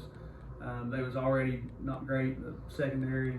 I just, right now, until something changes, I got the 49ers at 2 and the Cardinals at 3. For me, same order. I got Rams. I got 13-4. I just think they have a chance to have the best offense in football, depending on if they can get Odell back or not, and he's healthy. But either way, you're going to Coop, Allen Robinson, Van Jefferson, and Van Jefferson's your three. Huge Van Jefferson guy, very underrated. Yeah. Great guy to stretch the field and a great number 3 options. Yeah. And then Aker and Henderson Jr. in the backfield, and then obviously Matt Stafford's career is. Sonny Michelle back? Yeah, Michelle, and then Matt Stafford's career is rejuvenated. So not that it needed to be rejuvenated, he just went to a better situation, and we're realizing that he's a top 10 quarterback in the NFL. Has been. We will see how the offensive line adjusts to Andrew Whitworth. Yeah, that's and true. the locker room. Yeah, he's a locker room guy. That's what he is. He's a great locker room guy, but that defense got better. Big time locker room. When you add Bobby Wagner to your middle linebacker, you get better. That's just a fact of the matter. Oh yeah. You lose Von Miller, you add Bobby Wagner, different aspects, but yeah. San Francisco, Arizona. For me, I got it 2-3. I have them both going 9-8 actually. San Francisco, I could see either one of them going anywhere from 7-10 to 9-8. I think quarterback play for both is questionable. Like you said, Trey Lance, Jimmy Garoppolo, don't know who it's going to be. I assume Trey Lance, but I see some growing pains. That's why I have 9-8 with that. I think the defense and run game. Love Kyle Shanahan, which he was our coach. Sadly, we had him, Sean McVay, and Matt LaFleur all in the same roster and let all 3 of them go. That's a different story for a different day. Arizona, I think Kyler Murray's either a superstar or a average quarterback. No in between. There's no in between with him. He's either superstar or average. Yeah. So 9-8 could be 7-10, and again with Seattle, same thing. I got him 3-14. Terrible roster. Just no quarterback. I love Pete Carroll. Love what he is all about. But man, that roster is bad. Yeah, and they didn't get better. They didn't get better. If I was them or Carolina, I'm trading for Baker Mayfield. That's just. I am too. That's just all it is to it. I don't see a better fit. You got that 12th man. Baker Mayfield. I'm not going to lie to you. I would have liked to have Baker in Washington because Yeah. he's young and I think he's got a bunch of potential. Got a chip on his shoulder. Yeah, Something to prove. NFC North. I got the Packers, Vikings, Lions, Bears. I could have put the Vikings at 1, honestly. But I'm not going against Aaron Rodgers right now. I feel like even though they lost Devontae Adams, bring in the Watson kid, Amari Rodgers, and they got much better, so much better on defense. You get your premier left tackle back. You still have the running game of Aaron Jones and A.J. I think Dillon. A.J. Dillon takes another step and gets even better. Yeah. I think Aaron Jones could see some less touches this year. It's just not a bad thing because he may move to more of a third down back, and that's where he's nasty at. Yeah, I mean, other than off the top of my head, other than Chubb and Hunt, I don't know if there's a better backfield duo right now. Duo in the league. But yeah, the Vikings, they got better. The Vikings are just what is holding them back, and I don't want to get you going too much on this, but it's Kirk Cousins. I mean, that's just all it comes down to. You've got Adam Thielen, you've got Justin Jefferson, you've got Dalvin Cook, Alexander Madison, you've got Irv Smith Jr., you've got a solid offensive line, you've got a solid defense. I think their secondary was a little questionable, but they fixed that in the draft and offseason. Lewis Klein. Lewis Seen. I'm sorry, Lewis Seen. So they added to the defense. The offense is loaded with talent. Does Kirk Cousins push him over, or does Aaron Rodgers keep owning him? Speaking of I have the exact same order that you had. I have Detroit finishing 3rd above Chicago, but staying on Minnesota where you're at. I love what Justin Jefferson said the other day. I don't know if you've seen it or not. This is not a run-first offense anymore, and I can't wait. Yeah. So Nathaniel Hackett's pretty much coming to open offense up. Yeah. And he came from Green Bay. So, I mean, you're going to take that kind of offensive coordinator, Aaron Rodgers. We'll see what Kirk Cousins can do. Same order, though. I got Green Bay 1, not going against Rodgers. 12-5, Minnesota 10-7, Detroit 6-11. I think they're going to be improved. They just freaking play hard, man. Yep. Dan Campbell just gets his guys to play hard. 6-11 for them. In Chicago, 5-12. Love Justin Fields, and I mean love him. Terrible offensive line, suspect defense, and I'm not a big Darnell Mooney fan. I think he's solid, but they don't have a weapon. I just want to hit on the Lions real quick. I really care less about talking too much about the Bears because I'm with you. The Bears ain't been many games. No. They didn't do nothing to help Justin Fields. Nothing at all. But the Lions, I like the Lions. I think they added I weapons around Jared Goff. don't think Jared Goff's a terrible quarterback. Let's not forget he went to the Super Bowl not long ago. Now, granted, it was with Sean McVay led offense, but I think Jared Goff's he's 15 to 20 range quarterback. He's not. I might put him in that 20, maybe 18 to 23 ish, but I don't think he's no lower than that. I'll say this: big questions. When does Jameson Williams play? But you had DJ Chark. You had the uprising of St. Brown. Yep. You have T.J. Hawkinson, who's a top five tight end, top 6. Line is solid. The offensive line's amazing. Yeah. Taylor Decker, Ragnow, Penei Sewell, Frank Ragnow, Jonah Jackson. Ragnow's probably the best center in the game. Yeah, arguably, other than Jason Kelsey. Yeah. He's 40 years old. Yeah. And then they're just scrappy. They you play add well, Aiden Hutchinson to that Daniel, defense. or Dan Campbell, I don't know how great of a coach he is, but I'll tell you what he is. He's the kind of guy He's a that player's coach, he man. would get you to run through a wall. Twice. Come back and do it Then again. bite a kneecap off on the way up. Yeah. I mean, this dude is, when I look across the league, this might sound crazy, but he's a guy I want to play for. Yeah. You know, maybe even over some of the top 5 coaches in the NFL, just because, do you want to go to New England and play under a system where nobody wants to play for me. Nobody. I know you heard that Chad Johnson interview. One time, this is no lie, Julian Edelman went in front of a camera and said that Belichick did not want him to wear red gloves. Julian Edelman wore white gloves so his mom would know where he was.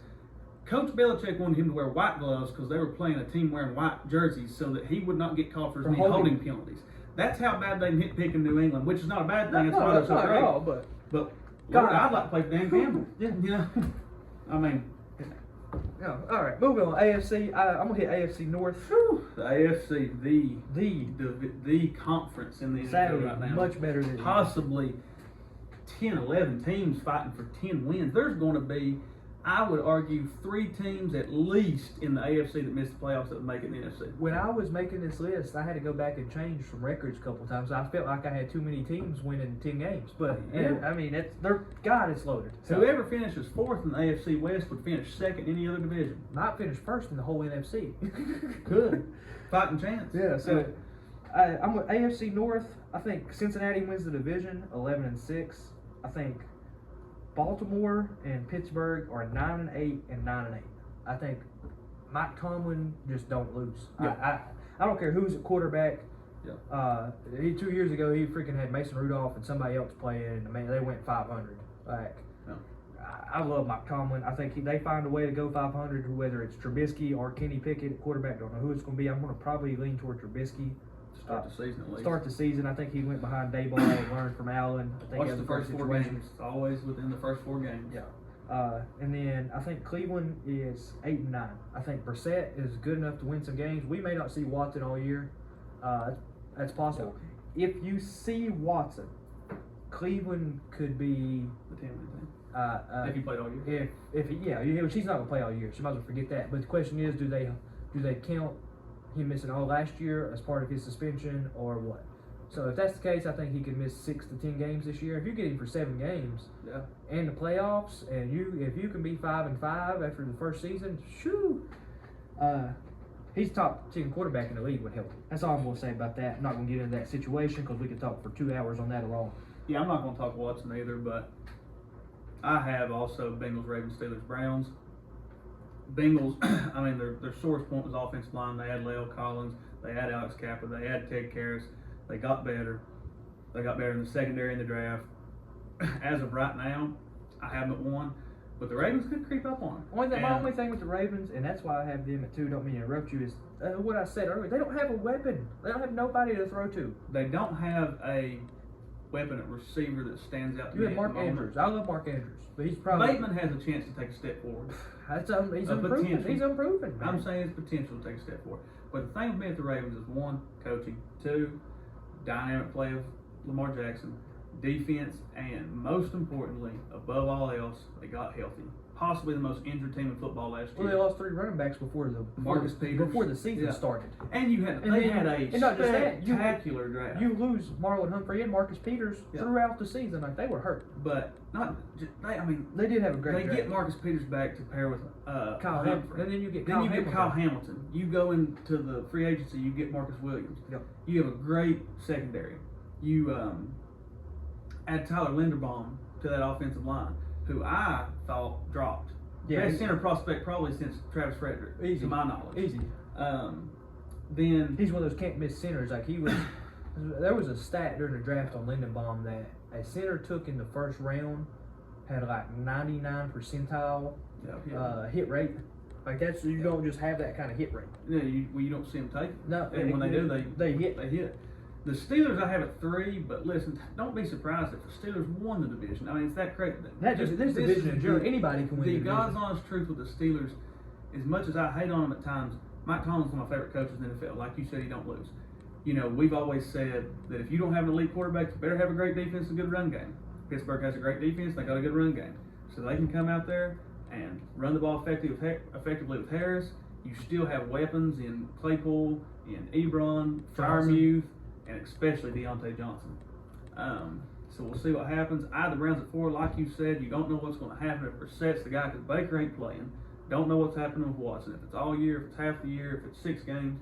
If Brissett's the guy, I'm just going to tell you right now, be lucky to win 5 games if Brissett's the guy. See, I don't think that. Brissett's a solid quarterback. He's a solid quarterback, but he's not in that division. They're finishing. In the division, they got to play all them guys twice. True, but man, Brissett won games in New England, and Brissett won games in Indianapolis, and Brissett won games in Miami.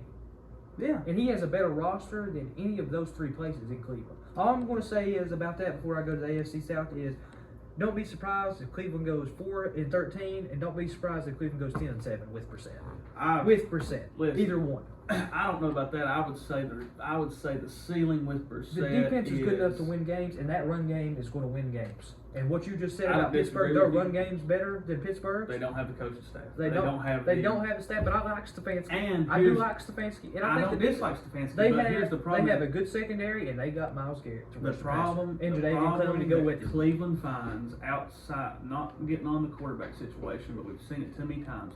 Talented rosters with something bad going on in their locker room, too much media attention. Yeah, that's what they got. Too much pressure on Brissett, because not only are you going to have the Watson situation going on, but if you've got Baker sitting over on the bench throwing a fit, that situation, Baker's got to go. I don't know. He should done be off the roster. I don't know how he's still even there. Like he's got to go. AFC South. Worst. I think this might be the worst division in football. If it's not the worst division in football, it's easily in the AFC. Yeah. But it's either. I got Indianapolis winning the division at 9-8. I got Tennessee going 8-9. Jacksonville going 5-12, and Houston, who has the worst roster in the NFL, going 2-15. No difference from mine. I have Colts, Titans, Jaguars, Texans. I'm not even going to talk a lot about this division because there's not a lot to unpack here. I will say I can see the Colts being a 10-win team because they added a lot. I think they got the biggest wide receiver room in football. I mean, they got better. You draft Jelani Woods at tight end, who's 6'7". You got Pittman at 6'4", and you got Pascal, who's like 6'4". I mean, they're big. I mean, I love Jonathan Taylor. All I know is you add Matt Ryan, you add Stephon Gilmore. Matt Ryan's old. He's got to prove it to me. He's been on some bad Falcons teams. He has, but he's been on some good Falcons teams. He proved it. He was MVP. 1 year. But he's had a lot of underachieving games. He's thrown for a lot of yards. He has thrown for a lot of yards, but he's one of these quarterbacks that came into the league at the right time. You know, he came into the league at the beginning of a pass-happy era. I do want to say this about Jacksonville, though. I think their roster is better. Not just that, but I have one of the biggest comments on my whole list here is about Jacksonville.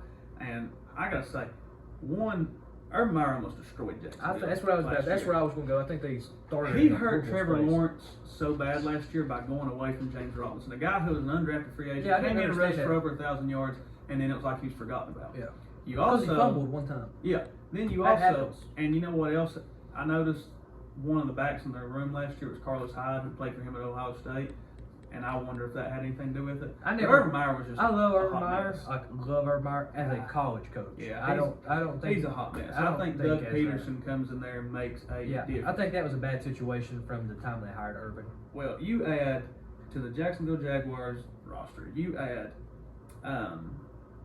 Evan Ingram, Christian Kirk. You get Travis Etienne back. Christian Kirk got a bag, but yeah, that's outside big time. Might have been overpaid. Neither here nor there. You get probably a more effective James Robinson. You get Etienne back. You get Christian Kirk. You get Evan Ingram. Trevor Lawrence gets a coach that is likely going to, help him out a little bit. You get better defensively. You add Darius Williams to your slot corner. You add Trayvon Walker to your edge. Trayvon Walker, that's a stretch. That's a stretch. That's a stretch. He better hit. That's all I can say. That's all. Yeah, I agree. But I think the biggest difference in that team is that people forget, because of how many great quarterbacks in the NFL, what Trevor Lawrence is supposed to be. Yeah. And had Trevor Lawrence Trevor not Lawrence came was- into an Urban Meyer He's ran, supposed to be Peyton Manning, Tom Brady, John Andrew Elway, Andrew Luck. I mean, yeah. let's not forget who Trevor Lawrence Patrick is. Mahomes. Like, he's And I supposed to do be that. think getting Travis Etienne back is going to make a gigantic difference. Yeah. A comfort player for him to use that he's used his whole collegiate career, you know. But I think they got to help him out. I think they should have drafted offensive line first. Yeah. And that not here or there, but like we said, Walker's got to hit. But the Texans are hot garbage. I don't even want to talk about it. I don't even want to get into that because Yeah. I think they did David Coley a terrible injustice and made him a scapegoat to hire him last year and then fire him immediately. So I don't mind Lovie Smith getting back in the league. I don't either at all, but I just think they did David Coley dirty. Oh, and I don't know what made me remember this, but going back to the AFC North, I like Brian Flores being part of that team. I love Brian Flores in general. Love I don't Brian know why Flores. he's not still coaching in Miami, but Neither here nor there. I don't forgot to mention- think Mike McDaniel's a good coach or a better coach than Brian Flores. Oh, I by don't any think stretch. there's a lot of coaches in the NFL that are better than Brian No, Flores. I don't know. Brian Flores. is The a Miami's lot ownership is hot garbage in my opinion. because the man wanted to win. Yeah, hot garbage. I heard that they offered him, not to get too off track, Yeah. but I heard they offered him $100,000 a game to lose. Yeah. And he wouldn't do Wouldn't it. do it. Man throwing away money people die for Yeah. to win. Yeah. And you add him to that Steelers coaching Defensive room? staff. Yeah, the And defensive not staff just of all that, but things. in the room in general. Just the man in the room. Yeah, makes a that difference. might be the best coaching staff in the NFL. Them or the Chiefs. Yeah, I'm going. Yeah, I would They just don't lose, man. be tough. Be 500 for That's since why I Tomlin's been said there. don't be surprised if the Steelers, Win the division. because anybody can say what they want about the roster on paper, but that team You gotta don't lose. They don't lose. Because Mike Tomlin, he's never Never had a record. losing season. Yeah. He's never been below 500 in his career. Don't think he will this year either. No. So AFC West. The toughest division in the NFL to talk about. It is. Everybody, You can do I a have everybody in whole this. I have podcast everybody in this division with a winning record. There, And I'm going to tell you this. This is the one division that I did go look at the schedules. Yeah. Because there was no way to do it without. That's just a fact. I think everybody in this division splits. Yeah. I think it's a split. Just winning at home. Yep. But I think it may win on the road. But I got. And you have to look too, real quick, that in there, because I didn't look at the schedules, but it's a thought. Whoever finished last or second to last in that division last year significantly upgraded in talent, and they're going to be playing whoever finished last or second to The last Chargers in the finished. The division. Chargers finished last. Yeah, the Chargers are going to have a really easy schedule in their games against. Non-division opponents. Yeah. So I got Kansas City 12-5. Mahomes is Mahomes. Andy Reid, Eric Bieniemy, Travis Kelce. I think their receiving room got better, I do too. not worse. I do too. I think you lose Sky Tyreek- Moore, Juju I Smith. think you lose Hill, and but Valdez Scantling is is a name 6'4". nobody's talking I about. love Valdez Scantling. He's- 6'4" and he's a 4'3" guy. He's one of the top 10 fastest receivers in Yes. football, and he's 6'4". And like you then said. Juju, I think they got a lot better in their short game. I think the Kansas City offense will be a lot different look. I think you're going to see a Dynamic. lot more quick. Maybe even more dynamic. I think you'll see a lot quicker throws, a lot shorter throws, but I still think you're going to see Valdez Scantling stretching the field, Juju and Travis Kelce across the middle of the field. I mean, they're going to be nasty. McCall Hardman's going to stretch. Yeah, the I field. forgot about McCall Hardman, and then Sky Moore, like you said. I think You got weapons everywhere. everywhere. I thought that was a landing spot for Wandale Robinson that would have been perfect. I thought he was perfect yeah. for them. At 2, I got the Chargers. I think they have the second best quarterback in the league, top 4 quarterback in the league. I hope you do something different at 3 and 4 because I think we've had the 11 same every single 11-6. At 3, I have Denver going 10-7. At 4, I have Oakland going 9-8. Las Vegas. I'm sorry, I Las do that Vegas. all the Las time. Vegas. I still call Washington the Redskins. Yeah, whatever. We're always gonna be the Redskins to me. But yeah, Las Vegas going 9-8. This division, man, is I don't know. Could they have changed their name to just the Skins? That'd be awesome. I don't know if we've ever seen more parity in our lifetime in a division, or not even in just NFL history, in one division. Let me just, before you get going, these are the quarterbacks: Patrick Mahomes, Russell Wilson, Derek Carr, Justin Herbert. Derek Carr is the worst quarterback of the 4 I just named, And he's a franchise quarterback. and Don't care what anybody says. he's a better quarterback than everybody in the NFC besides 1, 2, 3 guys. And he's the 4th I would best say quarterback. 4. And who's the 4th? I would say he's in the conversation with Dak Prescott. He's better than Prescott. He might be better than Prescott. I'm saying they're So he would be the fourth best quarterback in the NFC, and he's the fourth best quarterback in his own freaking division. Yeah. That's wild. ridiculous. Wild. The Chargers got so much better on defense, That's and unreal. they're an offensive. They got better on offense too. Let me say this about the Chargers. They were hurt last year on defense. Derwin James and Joey Bosa both missed significant time. Derwin James might be the best safety in the league when healthy. But here's when that's healthy. when He's that's never healthy. That's a big He's if. never healthy. That's a big if because he is Never never healthy. But man, if he could get healthy, and you got Bosa and Khalil Mack coming off the edge, Oh my God, dude! You have so many. You add J.C. Jackson. like, they're going to score points. Mike Williams, defensively, Keenan Allen, Austin they're going Eckler. to score points defensively. I don't know. I'm not huge on their run game because Eckler's Eckler's a solid. fantasy freak. Fantasy nightmare because he's Fantasy going to have 10 carries for 50 yards, but he's going to have 6 receptions for 48 yards. I've said and a this touchdown. forever. Eckler's a top 3 fantasy running back. He's not even a top 15 probably Running back in the in the league. NFL, which is a little bit disrespectful, but not meant to be. But they add Jared Everett to the offense at tight end. They add Zion Johnson on the line. 2 years back-to-back first-round draft picks on the offensive line to protect Herbert. They're doing him the right way. Yeah. He's got a great check down back. He's got Mike Williams and Keenan Allen. Keenan Allen is the most, I'm sorry for Terry McLaurin. I think Terry McLaurin's a top 10 wide receiver in the NFL, top 12 maybe. Keenan Allen is the most disrespected wide receiver other than Mike Evans in football. Keenan Allen's always open. Always. Always open. Always. I mean, He don't drop balls. To me, and this is off the rip, off the top of the dome, just comment. I'd have to do a little more thinking, but I'm going to say it anyway. He's probably the closest thing to getting in that phone booth with Chad Johnson. I mean, he is always there. I can't argue that. He's always open. The difference in him and Chad Johnson is talking. He don't talk. Gotta love Chad's mouth. Gotta love it. Gotta love it. Best feet I've ever seen. Yeah, by far. But yeah, the Broncos, reason I have them at 3, I wouldn't be hurt if somebody had them at 1. I wouldn't be hurt if they flipped anybody. That's what I say. You could put anybody but I in think this it's going division. to take a hot second to gel this team.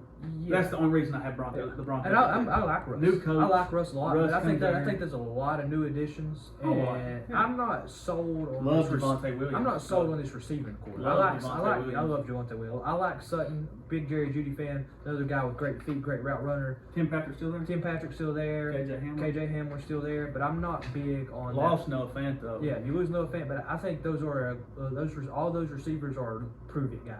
Better offensive line. Yeah, it is. I mean, Russ is in a much better situation. And I love Javonte Williams. Yeah, and the defense I can't say the enough. defense is going to be Javonte Williams reminds me of a back that we grew up watching, like old school. I'll tell you who he reminds me of. I'm gonna throw a name out there who just passed away recently, Marion Barber. Yeah, Just somebody that just don't a want to be tough tackled. runner. Yeah, Oh, just man. a tough runner. Yeah, I mean, and in the Raiders, I love Chandler Jones and the Max Crosby combination. It's right there with Mack and Bosa, but That's not better than Sweat Young. but That's not. the back end of that defense. I think that the back end of the Raiders defense is what's going to hurt them in this dynamic division. Yeah. Because offensively, That's the one thing that I don't think that they can stop people in their division, Yeah. but I think they can score with everybody. Hunter Renfrow is They'll score. extremely underrated. super underrated. I don't know Extremely underrated. He's the kind of guy like our top 20 list earlier. He's going to rank higher on your football player list, and he's going to rank on your wide receiver list because he's a football You're talking player. about a guy that gets open. I sent you a list the He's other day. he's top three route runner in the NFL. I sent you a list the other day of the year he came out in the NFL. They ranked the receivers Yeah. coming into that draft. He was ranked in the 30s. Yeah. And now he ended up being one of the best guys. Out of that class. Yeah. By far. One of the top 6 guys out of the class. He was ranked like 31, 32, 33, something like that. But that division is, listen, you got the Chiefs, Chargers, Broncos, Raiders. I do too. If somebody had the Broncos, Chiefs, Raiders, Chargers, I wouldn't lose my mind. If somebody had the Chargers, Chiefs, Raiders, Broncos, I wouldn't lose. You can put that division any order you want. Throw their names in a hat. You're not going to be wrong. No. So I'll let you start the AFC East. That's your division. So, Bills are winning the AFC East for me, no doubt. Should be for anybody. I think, and I know it's going to come off bias as a Bills fan, I think it's the best roster on football, or in football. Von Miller was the drop of water that tipped the cup over for me. We should be a Super Bowl favorite. I'm not going to start talking about the Bills big time. I'll let you talk about them, because if I start talking about them, I'm going to go on a rant. But I just think I argue best secondary in football. Josh Allen, Diggs, so many weapons on offense. And like I said, I think Von Miller is the drop of water that is going to overflow the cup over there. I have Buffalo 13-4. Miami and New England both 7-10, and the Jets going 5-12. Outside of Buffalo, I don't think this division is very good. I think Miami I has think- the potential. They have a lot of speed. Yeah, I think So much speed. I don't think Tua is it at all. I don't think I don't know. He's got to prove it. We'll see. Which I will say this in Tua's defense, because I could hate on him, but I seen a quote the other day that said Tua was drafted for accuracy, not for arm strength, and people forget that. Yeah, that's true. So we'll see what Mike McDaniel coming But from Kyle Shanahan. He's going to be a lot. He's going to get a lot And of he's play got so action. much speed. Well, he's on going to that get a team. lot of play action, a lot of short throws, a lot of bootlegs, running You have drags to- across the field. That's what he's going to be. Here's something- He's going to throw slants and drags, and he's going to let Hill and If he's Waddle. going to throw smoke screens, he's going to throw bubble screens, jet sweeps. Yep. You have Raheem Mostert, you have Jalen Waddle, and Tyreek Hill on the same roster. Those are three of the fastest players in the Listen to me. NFL. That's cool, but football's played with pads on, not a straight line. Absolutely. I don't disagree. But Lovie Smith said it on the Pat McAfee show not too long ago. Speed still. The speed's number Still one. kills. You can't. Speed still You kills. can't teach it. You can't defend it. But And in the right scheme, that speed will be electrifying. yeah, and that's why but I also you gotta have have somebody them get ahead you. of New England. You gotta have somebody get you football. Because I have New England also at 3 behind the Dolphins. Could easily be at 2. I think that New England is continuing their plug and play mindset built through the draft. I thought they made a lot of stretch picks on the draft, but that's me. There's a reason I'm not in that room, and it's because Belichick time in and time again takes guys you ain't never heard of and they end up being great. He makes chicken salad out of chicken shit. So Yeah. And in the Jets, I want to say this about the Jets real quick. Got them at 4. Don't think they win a lot of games. Zach Wilson got better as the year went on. They were scrappy. They play hard defense, and I think Breece Hall, Michael Carter, going to be a good little run back. I think the tandem. Jets got better. They get C.J. Uzomah and Tyler Conklin in there at tight end. Said earlier, a young quarterback's best friend's the tight end. And You got Corey Davis. Sauce Gardner was my favorite corner in the draft. Yeah, you get- I think they might have the next best corner in football. They have. They got better. They made a lot of good moves in the offseason. They added a lot of good pieces, and I think the Jets are on their way to when we were young, to the 2008, 2009, 2010 kind of Jets, to where they're competing for the division with Mark Sanchez at quarterback, but obviously Zach Wilson is a lot better than Mark Sanchez in my opinion. And I think that's where you're getting back. I want to throw this out there real quick. The Jets didn't win a lot of football games last year, but 2 games that they did win that stand out to me, they beat the Bengals and they beat the Titans. And there's 2 playoff teams. Yeah, that was a Super Bowl runner-up team as well. Yeah, And they beat. that's true. And any given Sunday. But listen, I like how you pronounce his last name, the coach, the defensive coordinator for the 49ers. Robert Saleh. Robert Saleh. I couldn't remember if it was Salem or Salem, but Robert Salem, like him. They get Carl Lawson back on the edge. I think they're a lot. I like Saul, like you said, defensive minded coach. I think they made some improvements defensively, but I think they made improvements offensively as well. They got Zach Wilson some help, so we'll see. I'll say this, looking real quick at the predictions before we move on. The Jets are my 3rd favorite 4th place team behind the Browns and the Raiders. Raiders and Browns and Jets. Yeah, I'd agree with that. I think the Jets have a chance to surprise a lot of people this year. I think they are a young roster with a lot of young talent, and depending on how good Zach Wilson is in year 2, I think I have it 5-12, but I would be surprised if they won 8 games realistically. The Jets could finish. Because I just think that division, I think they could beat New England and Miami twice. The Jets would finish the Jets would finish 3rd in the AFC South if you took one of the top 2 teams out and put them in. I agree. They would finish 3rd in the NFC South if you took one of those 2 teams and put them in there over the Panthers and the Falcons. I agree with that. And they'd finish 3rd in NFC North. I think the Jets they're a team that when Buffalo goes to play them next year, I'm sitting there thinking, is this going to be a team that's a trap game? That's a trap game. 100%. You get Zach Wilson on the right day and he's slinging it around that defense, playing a little stout football. I covered my eyes and shook my head and was like, good Lord, when they drafted Sauce Gardner, I mean, he's going to be following digs everywhere. That's worse. I mean, Sauce Gardner, say what you want about Derek Stingley Jr. I like Derek Stingley Jr. just fine. I don't care where he played at. I don't care if he played down the road at NAIA school. Not allowed You don't touchdown. give up a touchdown all year. At the college level, Your whole collegiate career. And he played Alabama. He played big time. He played big time games. He didn't play big time schedules, but he played big time games. Yeah. He showed the questions on him was who he was playing. Then he steps up and plays a team like Alabama, and he doesn't- still doesn't give up a touchdown against the Heisman winning quarterback Bryce Young. Dude's legit. Yes, sir. So I'm gonna talk about New England for a second, then I'm gonna segue on to our last little subject right here on football. And you kind of said this, and this is just going on to the next thing. You know, post Brady Pats. Yeah. I'm not sure what Belichick's plan is. I think in year one he made some solid moves. You know, you lose Brady, you go out and you sign Jonnu Smith, you go out and you sign Hunter Henry. You get Nelson Aguilar. They signed Kendrick Bourne. So they went and got 4 weapons, and that's why Tom left. Let's just be straight. That's why Tom was like, "I'm getting the hell out of here. You're not getting me any help. You keep drafting defensive guys and expecting me to do it on my own." So Tom leaves, and then Bill immediately gets 4 offensive weapons. Well, and I get it because you again, have to. Exactly, you have to do that because you're drafting a young QB. And what have we been saying? Yeah. Tight end is a young quarterback's best friend. So you draft Mac Jones and you give Jonnu Smith and Hunter Henry, and look what he does as a rookie. But continue what I'm going to say. I don't know what his plan in year 2 was. Like, I think they had a terrible draft. Well, they had this is year 2 for Mac Jones, but this will be year 3 of post Brady. Yeah.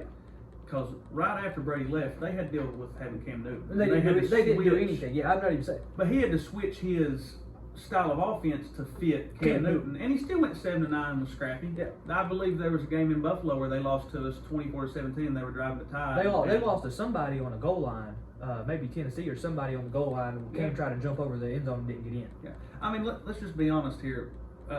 Last 6 years of Brady, they went to 4 out of 5 Super Bowls from 2014, 2018, won 3. Then they lose in the wild card to the Titans in 19. Then they go into the pandemic year, which is a crazy year to begin with. No Brady, pandemic year. You've got Cam Newton washed up quarterback. You have to switch your system. Still went 7-9. And then the very next year, with a rookie quarterback and Mac Jones, he's in there throwing for over 70%. They go 10-7. They're in the wild card. Got thumped by my Bills, but they're in that. They get a win over the Bills. But they're there in the regular season. They're right back there, and they are continuing that plug and play ideology. Bring in guys like Devontae Parker.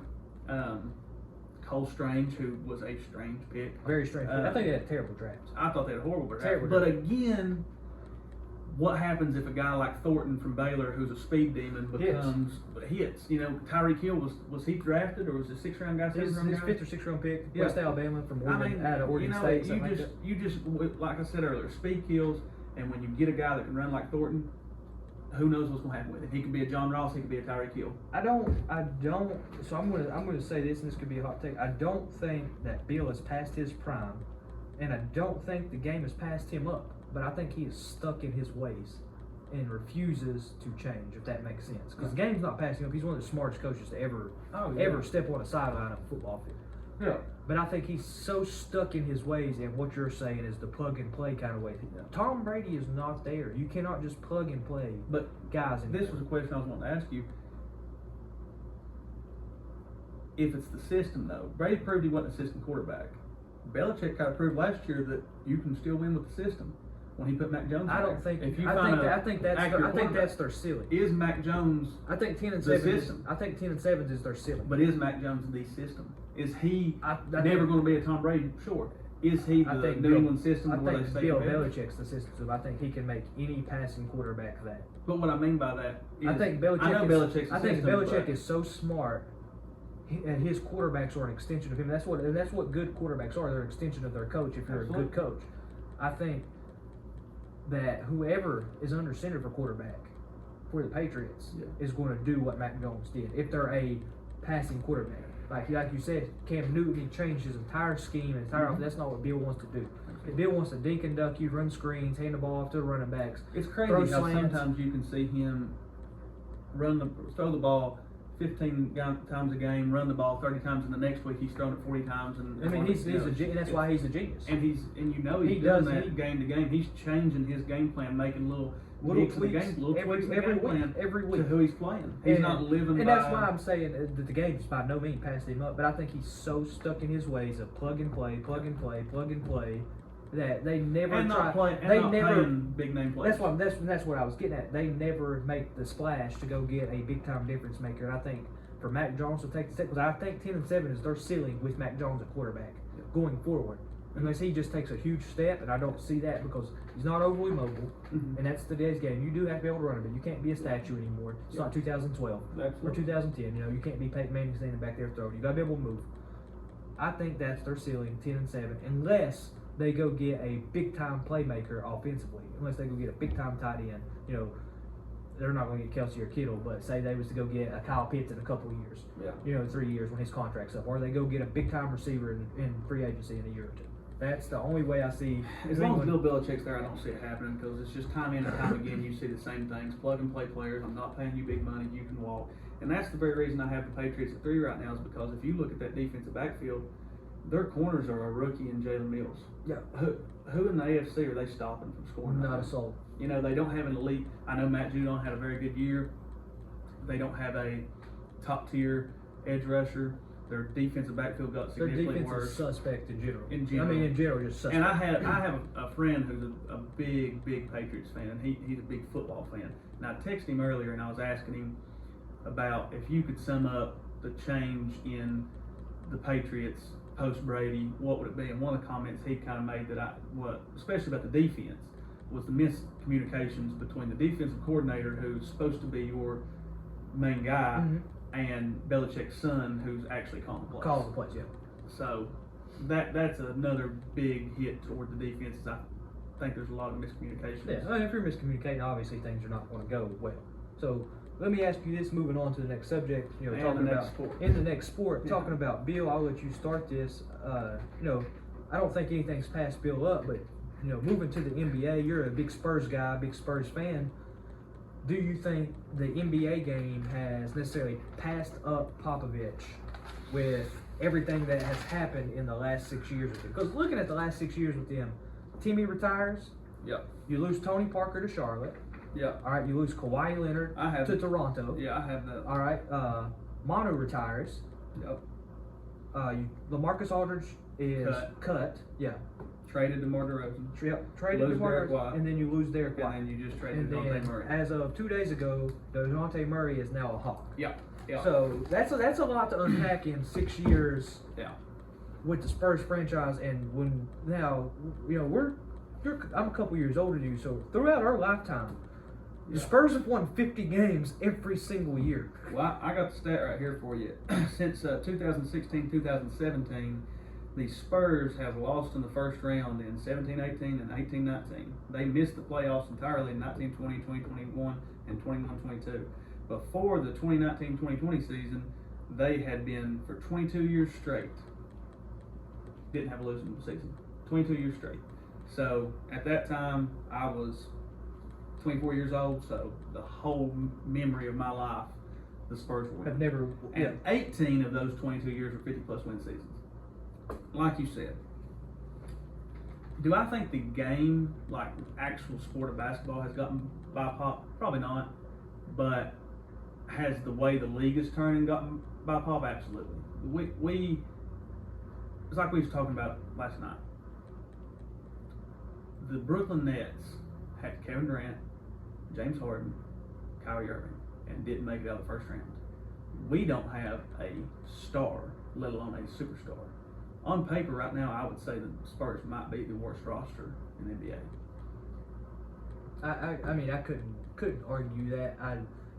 Outside of Keldon Johnson, I don't. I mean, your team's a bunch of guys, just a bunch of guys. Potential. Yeah, I don't even know if they have potential at this point. Like Doug McDermott, his potential is maxed. Like, yeah, I mean, he's not getting any better. He's gonna be a corner three guy. He's gonna be catch and shoot guy. He's gonna play 15 minutes a game. The only upside is that outside of the recent trade of Murray gaining Gallinari and then Doug McDermott, most of the guys on your team are 25, 26 or younger. Yeah, moderately young. I mean, you did get 3 guys in the draft that, you know, Shohan has some potential. You did get the Brantham from Ohio State, who's supposed to be a bucket getter. We'll see. He's wearing 22. I like that. Yeah. You know, 22 is a bucket getting number. So, you know, yeah, we'll see if those guys hit. But I still think, I don't even think the draft was. Yeah,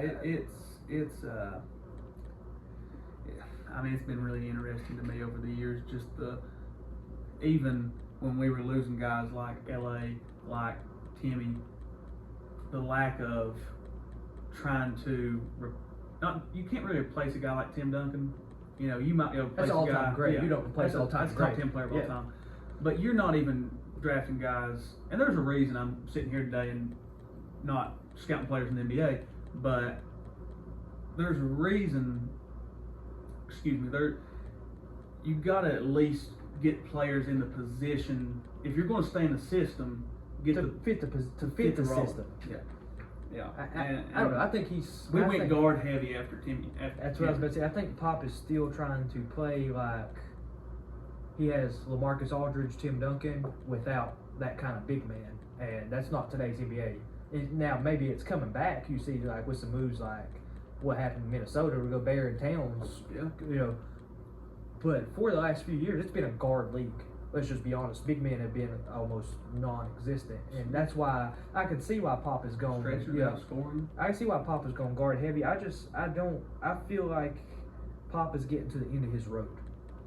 I don't disagree or think that the Age game. and mindset. Yeah, that so much that it's passed him And the up. thing that always makes me kind of scratch my head is how many times Pop has been involved with the USA teams and being able to handle these big That names, kind of situation. superstars. That personality, And you not got just that, 10 but you've got- personalities at a time. Yeah, I mean, you've got more than, some people say it's hard to handle 2 or 3 personalities on a team. He's handling 10 to 12 At a time. and it's fine. Yeah. So why can't you bring in these players to San Antonio and handle it? Make better? it work like that. I don't know. But you didn't have personalities with Tim Duncan, Manu Ginobili, No, Tony Parker. no. They you know? like Mono could have started on any team in the NBA and sacrificed to come off the bench. Yeah, Sue. Maybe the greatest 6 man of all time. Yeah, that Jamal Crawford. But Yeah, a bucket. yeah.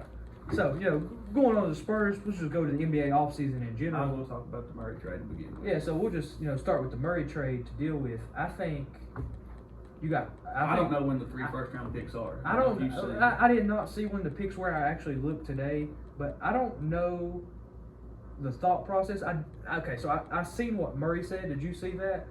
Murray came I out. seen his Instagram post. Well, he came out and said that he wanted to thank San Antonio Yeah, because they took a chance. not even that they traded him because they didn't want him to be stuck in a rebuild.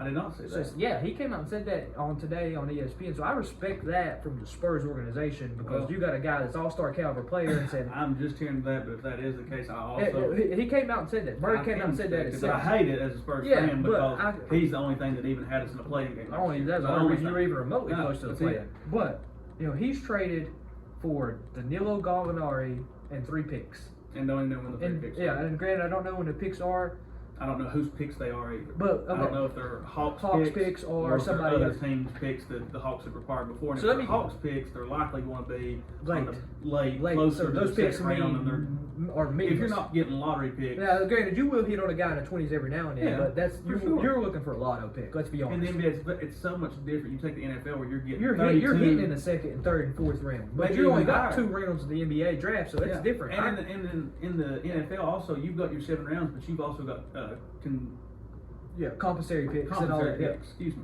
In the You NBA, don't have you've got 60 picks and that's it. And Yep. really, after the first 14, it's a flip of the Every- quarter if you're playing on that roster next year. Amen. You know, I mean, you might be after playing the lottery, G-League. you're not guaranteed anything. No. And honestly, those lottery guys, we've seen multiple busts. I mean, that happened. You see guys bust all the time.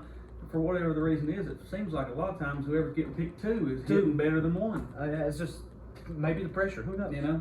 But if that's what DeJounte Murray garners, and Rudy Gobert was traded for 5 players. So Yeah. Gobert was Yeah. traded to Minnesota for 5 players and 4 picks. Yeah. So my whole point is Murray, Was it 4 picks? Because 4 I've picks. just seen multiple first rounds. 4 picks. And that's what he. And there are 20. I think there was a 23, 25, 27, and then there was an unprotected top 5, or no, a protected top 5 and 28. Yeah. So 4 picks, 5 players. So if Gobert can get that, and the Spurs can get whatever they got for Murray, the 3 picks and Gallinari, Yeah. what is Kevin Durant going to get? Because let me tell you this, I've seen some the different NBA, trade the packages NBA on offseason KD. is the wildest offseason in general. Like I love the too. NFL and I It's love crazy. free agency and Yeah. it's great, but it's not anything on NBA. It's like every time the NBA. Like you can be taking a shower and Woj can make a tweet that's like league altering. Yeah. Like Crazy. league altering. Crazy. Like I mean, like you were saying, I've seen so many different trade packages with KD, just projected possible trade packages. And when you look at them, none of them make sense. No. Because you're not getting anything. You couldn't package, like with the Gobert trade, you're not packaging 4 picks and 5 players off any team where it translates what KD's I think to get KD, it's going to be a 3-team trade. I think there's going to have to be a third team involved to make sure all 3 teams are getting something. Because the thing is, like, I'm a Miami fan, so I'd love to have KD in Miami. Like, come on, KD, like, we'll take you. But you can't give your whole team up for KD. You know, if you want your big 3 to be, especially with his lack of production outside of Jimmy, Golden State. If you want your big 3 to be Jimmy, KD, Bam, you can give up. You know, you got to be careful what you do because you give up Lowry, Harrow, I've seen a trade package. Vincent, Strus, and some picks. That's half your team. That's half your guys that played. So you got to be careful, and KD's got to realize that. Hey, I can't garner too much, or I'm going to go to a place and put myself in a worse situation. Yep. And I'm just going to say this about the Nets: if they keep Kyrie and Ben Simmons, keeping Kyrie's the thing. I think Ben Simmons is there. But I think if you keep Kyrie and Ben Simmons and you trade Kevin Durant, depending on where he goes, that team is going to be good. What does Ben Simmons do for the Nets if Kyrie's still there? Ben Simmons is an all-star. Defensive Player of the Year candidate. Yeah. First team All-NBA defense. But what does he bring to the offensive table if he he's lets not bringing the ball? He lets Kyrie play off ball. And brings the ball down. He lets. So I mean, granted, Kyrie has to have the ball in his hand some, but he allows Kyrie to play the 2. You know, he lets Kyrie to play the 2 and be more of a scorer versus a point guard, which is what Kyrie is. Which, let's be honest, a lot of point guards today. Our Steph Curry's a 2. He's not a point guard. Yeah. But he's listed as a point guard, but he's a 2 realistically. Yeah. So that's what Ben Simmons does for them. Yeah. I have noticed to this point in the offseason, you've got a lot of guys staying put. Well, not testing. We talked about this with Bradley Beal. You know, a guy like that, why would he? If depends on what you're wanting to do. Do you want the bag or do I want to win? Because a guy like Bradley Beal, the Wizards have his rights, so the Wizards can pay him more than anybody else because they drafted him. So it's like 20 to 50 more mil that they can offer him for the supermax versus a max contract. Yeah. So he's getting $251 million over 5 years. What's more important, 5-year, $251 million and stay in Washington, or take a 4 or 5 year, say $213 million, $200 million, $180, $190 million, and go play in Miami, Phoenix, Boston? Yeah. I mean, like we was talking about earlier, it's subjective to, I guess, who you are if you're whatever you're looking for. I personally, like I told you earlier, I see a lot of, just from videos I've seen of Bradley Beal talking, I get a little bit of a Dame Lillard sense off of him and loyalty and from that aspect. But the difference to me is, I mean, the Wizards have been to the playoffs, but they don't. I mean, I don't know. Neither of them win either. Portland don't win either. I can say that. They've just, I guess, had more playoffs. They've had more playoff success. The Western Conference Finals, what? 1 year. Well, how many years ago was it? 2 years ago? 2 or 3 years ago. Yeah. So I mean, they've had more playoff success than the Wizards have with Beal, but neither of those markets win, and neither of those markets garner a big time player. But Washington would garner a big time player way before Portland would. Yeah. Speaking of markets, though, going to the small market, Cat signs the max deal with the Timberwolves. They bring in Gobert. You add them with Ant, with D'Lo. I think that's a team in the West, depending on what they can add to their bench. Because let's be honest, you have to have 8 guys. You lost a lot of your bench in that trade. Yeah, you have to have 8 guys in the NBA at least. Because at the end of the day, your starting 5 can only do so much. We've seen that in the finals. Ultimately, Golden State won that series because their role players played better than Boston's role players. Outside of Tatum and Brown, Boston didn't have a great series. Like, I'm pretty sure I looked at the scoring stat. It was like Curry was the first in scoring in the series. It was Tatum, Brown, and then it was like 4 Golden State players. Yeah. So, you know, you're getting out, when your bench is getting outscored dramatically, that hurts. And I think that's what is going to hurt the Timberwolves. But I think, man, their starting 5, I don't know that there's a better starting 5 in the league outside their small forward. Jaden McDaniels not great, but I love Anthony Edwards. He's a killer. Yeah, and Cat at the 4 is what he wants to do. Yeah. Like, that's what he wants to be. I know you've seen that picture of that meme with Cat backing DeMarcus Cousins down. He's making that face like, That's what he is at the 5. So putting him at the 4 opens his game up. I also agree. We talked about this earlier. How when Anthony Davis was at UK and Cat was at UK, they played more of that 5 role, and then when Anthony Davis came to the NBA, transitioned into the 4. I think Cat transitions into the 4, and I think it opens up his game a lot. Yeah, I think that Gobert. I mean, he's a defensive anchor. He makes them a lot better because Cat's not a great defender by any means. So they were missing that paint presence, and they still need some help. At the wing. I'm not sure they keep D'Lo. They were looking for a trade piece for him, looking for a little better point guard. But I think D'Lo is a good enough guard to be their 3 option. And then Gobert as your 4th option is not a bad thing. My last talking point on the NBA, though, that I want to get to you is: do you think Donovan Mitchell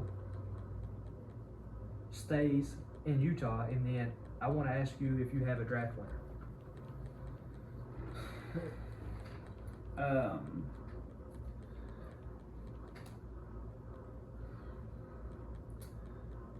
I don't know what it does for Donovan Mitchell at this point. Well, him or Gobert, one had to leave. Yeah. But seeing what they gave up for Gobert, I think they're in a rebuild. So I don't know what.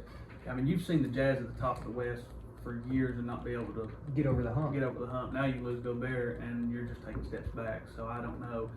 It's according to what kind of player he is. Again, is he going to do like what Bradley Beal did and get a big contract and stay and that be that, or is he going to move on to somewhere and take less money to play for a Miami Heat team, the Boston Celtics? The Heat actually put a trade offer in for Donovan Mitchell. I hadn't heard about it. Yeah, we put a trade offer in before the Gobert trade. So is it one of those things where? And I'll give you some history. D Wade is a part owner of the Utah Jazz. Yeah, he is part owner of Utah Jazz, so there may be a little connection there for him coming to South Beach, but who knows. But my big question is, do you have a winner or loser or any kind of take on the draft? Well, I'll tell you a couple things. I think Detroit got a couple good picks. I think Detroit won the night. Yeah, I think Detroit had a couple good picks. I love the storyline of Jaden Ivey to the Pistons. His mother played for Detroit, the WNBA. His grandfather played for the Lions. I love that storyline. His dad played for Detroit Country Day in high school basketball. Didn't know that. Yeah, and so his whole family literally has played for Detroit in some form or fashion. I did have some notes here on the draft. I did like the AJ Griffin pick outside of the lotto. Yeah, him following that far. Especially now that DeJounte Murray's went to the Hawks. Big time shooter. Pick. I like that pick. And then the last one, it's really getting a take, I guess, but did you see what the Mathern boy from Arizona said about LeBron? Yeah, he said he thinks he's the best player in the league. LeBron will have to prove it. That is you got some balls. Ludicrous statement. I mean, that boy got some balls on him. Man, I mean, to say to get in front of a camera and a rookie who wasn't even the number 1 pick. I don't even think that's confidence. I think that's just ignorance. That might be borderline. LeBron going to dunk on that boy's head and let him know about it. The first time Los Angeles comes to Indiana, that's just going to be a bad day for Matthew. Forget LeBron James's career. LeBron, look at him coming out versus LeBron coming out. Yeah. I mean, I'm all for the guy getting drafted, be confident in yourself. Come on, brother. Let's be a little realistic here. Listen, I love it. Be competitive. I'm competitive. Ain't nobody gonna beat me. I love it until they do. But know your role. Yeah. Know your lane. That's a little much. I will say this though. One more comment about the Spurs, and that's that for me. And this might be a product of because a lot of college basketball, and anybody can probably notice, we watch a lot of football. And when football season's going on, college basketball is getting going, and it definitely conflicts. I like Johnny Davis a lot. Killed me to see the Spurs pick at 9, Johnny Davis go at 10. It might have been me not seeing Baylor play as much, seeing Johnny Davis a little bit more. Man, I'm not big on Shoham, but if it fits what you need, it fits what you need. We'll see. We'll see. Yeah, we'll see. A lot of young talent on San Antonio, and apparently a lot of picks to come. We'll see when the picks come. I do have one more interesting thing on the NBA. So this Jalen Brunson deal, I got that right here. $110 million to the Knicks. $110 million to the Knicks, but not only that, that whole situation is Luka interesting. Doncic got him that contract. Yeah, Luka 100% got him that contract. That whole situation is interesting to me. So Jalen Brunson's dad is now a coach for the Knicks. All right, but Jalen Brunson's agent used to be Jalen Brunson's Jalen Brunson's agent's dad was Jalen Brunson's dad's agent. So he was the agent of both of them. Yeah. So you think that was a connection to that? Now the son is now Jalen Brunson's agent. So it's all come full circle. But I think So the agent's dad was Brunson's Yeah. dad's agent. Yeah. And then the son is now Brunson's agent. Yeah. So they've kind of. But I think that's where the contract has came from with that situation is they wanted him in New York because We've talked they about were this in for New York. we've talked about this for years. I mean, the NBA is just throwing out money to some characters. Yeah. And Jalen Brunson, fine player. I mean, He I'm not saying anything bad. He about don't him, but garner 113 million. When you see a number like that, you think, Wow. And one more thing we didn't talk about was I think it just happened today. It might have been late last night. The Pacers trading Brogdon to the Celtics for pennies. For pennies. Nothing. Absolutely. Yeah. They didn't get hardly nothing. they- I'm wanting to say they got. Well, that's also a salary dump for Indiana. Yeah, they Because got- Brogdon's contract was a little high. They got Naismith. They got actually Pettis they traded and, they first round traded draft pick. they And traded that first no round one draft from pick the is- rotation. Yeah.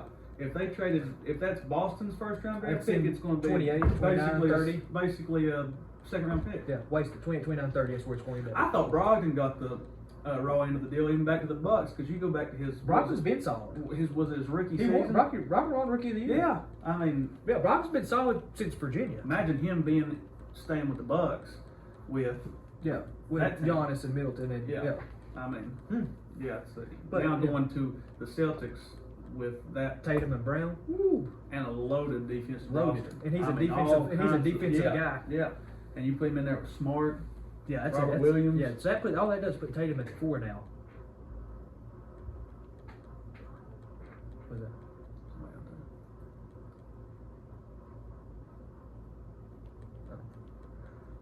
Anyway, Anyway, going on to the MLB. yeah, go a little Freddie MLB. Freeman. So.